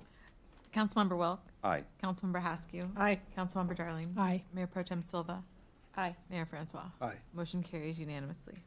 Thank you. Mayor, the second item would be a motion that the council would entertain to direct staff to process the application from Urban Joy for the amendment to the operator's permit and ultimately the amendment to their conditional use permit, utilizing the selection process that's identified in the resolution you just adopted, with the exception of the fact that the council would direct staff to award 60 points for the first 2 criteria up to them. And then that way, Urban Joy will come in, we'll have a dialogue with them about the sustainability plan and the community benefits, and then the ultimate decision would come back to the council for action. I so move. Second. Roll call, please. Councilmember Haskew. Aye. Councilmember Welk. Aye. Councilmember Darling. Aye. Mayor Pro Tem Silva. Aye. Mayor Francois. Aye. Motion carries unanimously. So, Mayor, the last item, and I'm going to ask Lindsay to assist with this one, is we're just going to read into the record some changes to the ordinance, the amended version that was distributed to the council today that you all have in the packet that's up on the dais with you right now. And so, Lindsay, if you want to walk through the changes that are necessary to implement the rest of the council's direction tonight. Lindsay, Lindsay, before you yes. begin, can I just make sure all my colleagues have the ordinance in front of them? It's in an addendum for 6A. Could she please? Yeah, she's going to, Lindsay, I think the council's going to look for you to identify the page number and the section number that's being edited, and then give them time to make sure that they're in the same location in the document that you are. Okay. Please let me know when you're ready, Mayor Francois. We are ready. Thank you. Okay. So the first change is to accept the highlighted language in section 10-2.3.1409 B5 J2, and that is on page 10. So we're not doing this title in of- page order. We're just going to be, Lindsay, just so the council understands, are you going in the order of the direction they gave, or what order are you going in? I'm going in the direction of the order, yes, the order that they went in. So which ones were accepted and which ones were rejected. All changes are to section 1409, 10-2.3.1409. So if you could just start every time, orient the council to the page first so that everybody Okay. can follow along with where you're at. Thank you. It is page 10, in the section J. It is entitled In-Transit Requirements. It is the bottom of page 10. It's not numbered, but we got it. It's between 9 and 11. Yeah, exactly. All the even numbered the even numbers on the pages are missing. All right. So has everyone located the change Yes, we in have. J sub 2? Okay. So the council has directed staff to accept this change. So it will read, we will accept the highlighted language, and the section will now read no more than the maximum amount permitted under state law in total value of product and cash may be transported at any one time in an individual vehicle during deliveries. Got it. Okay.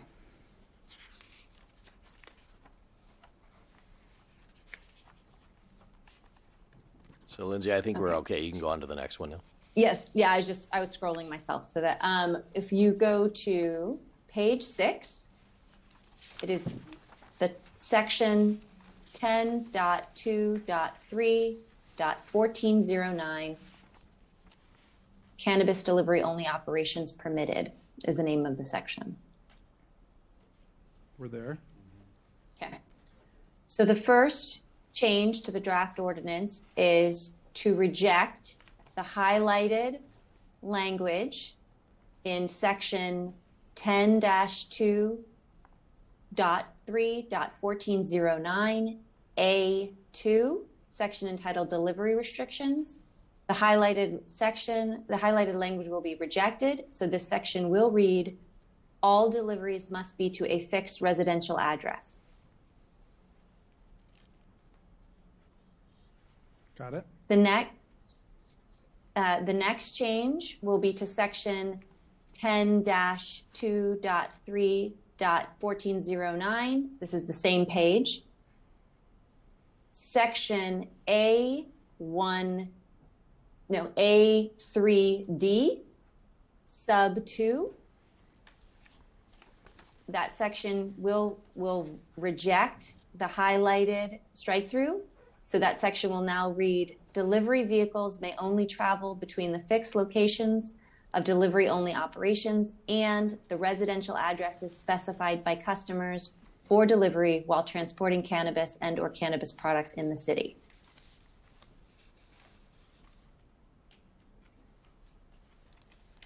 The next change is on the following page, so page 7.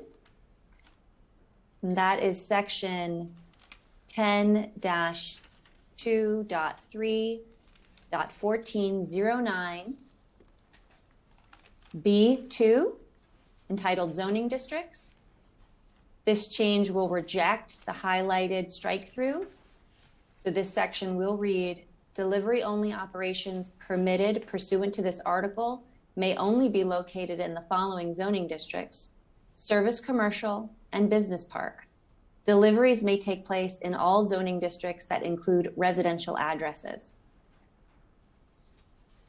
The next change is in that same section on page 7. It is to set to 10-2.3.1409 B4, entitled Delivery Restrictions. The change will be to reject the highlighted strike through. That section will read, all deliveries must be to a fixed residential address.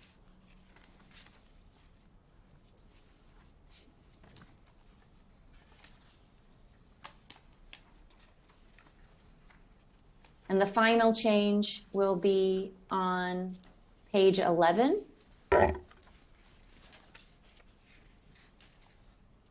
And that change will be to section 10-2.3.1409 B5J sub 3.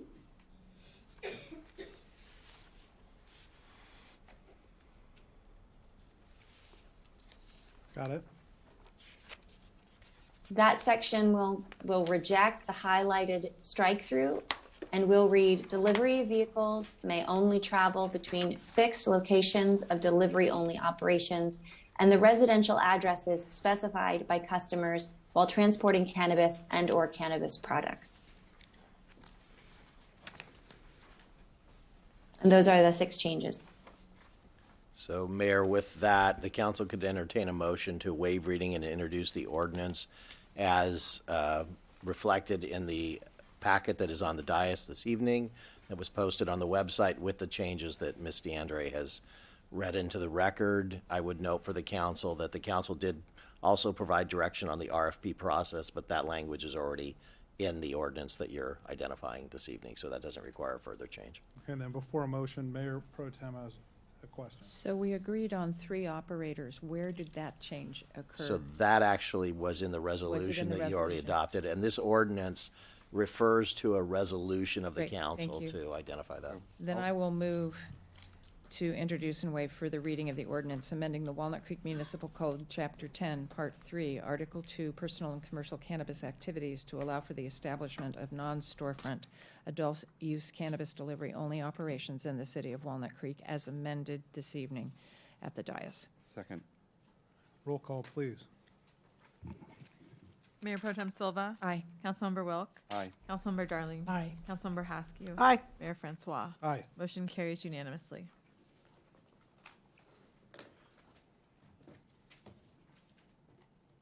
That's it, right? Do we get a gold star or anything? Thank you all for hanging in there with us. Made it out before 10 p.m. What else do we have on the agenda?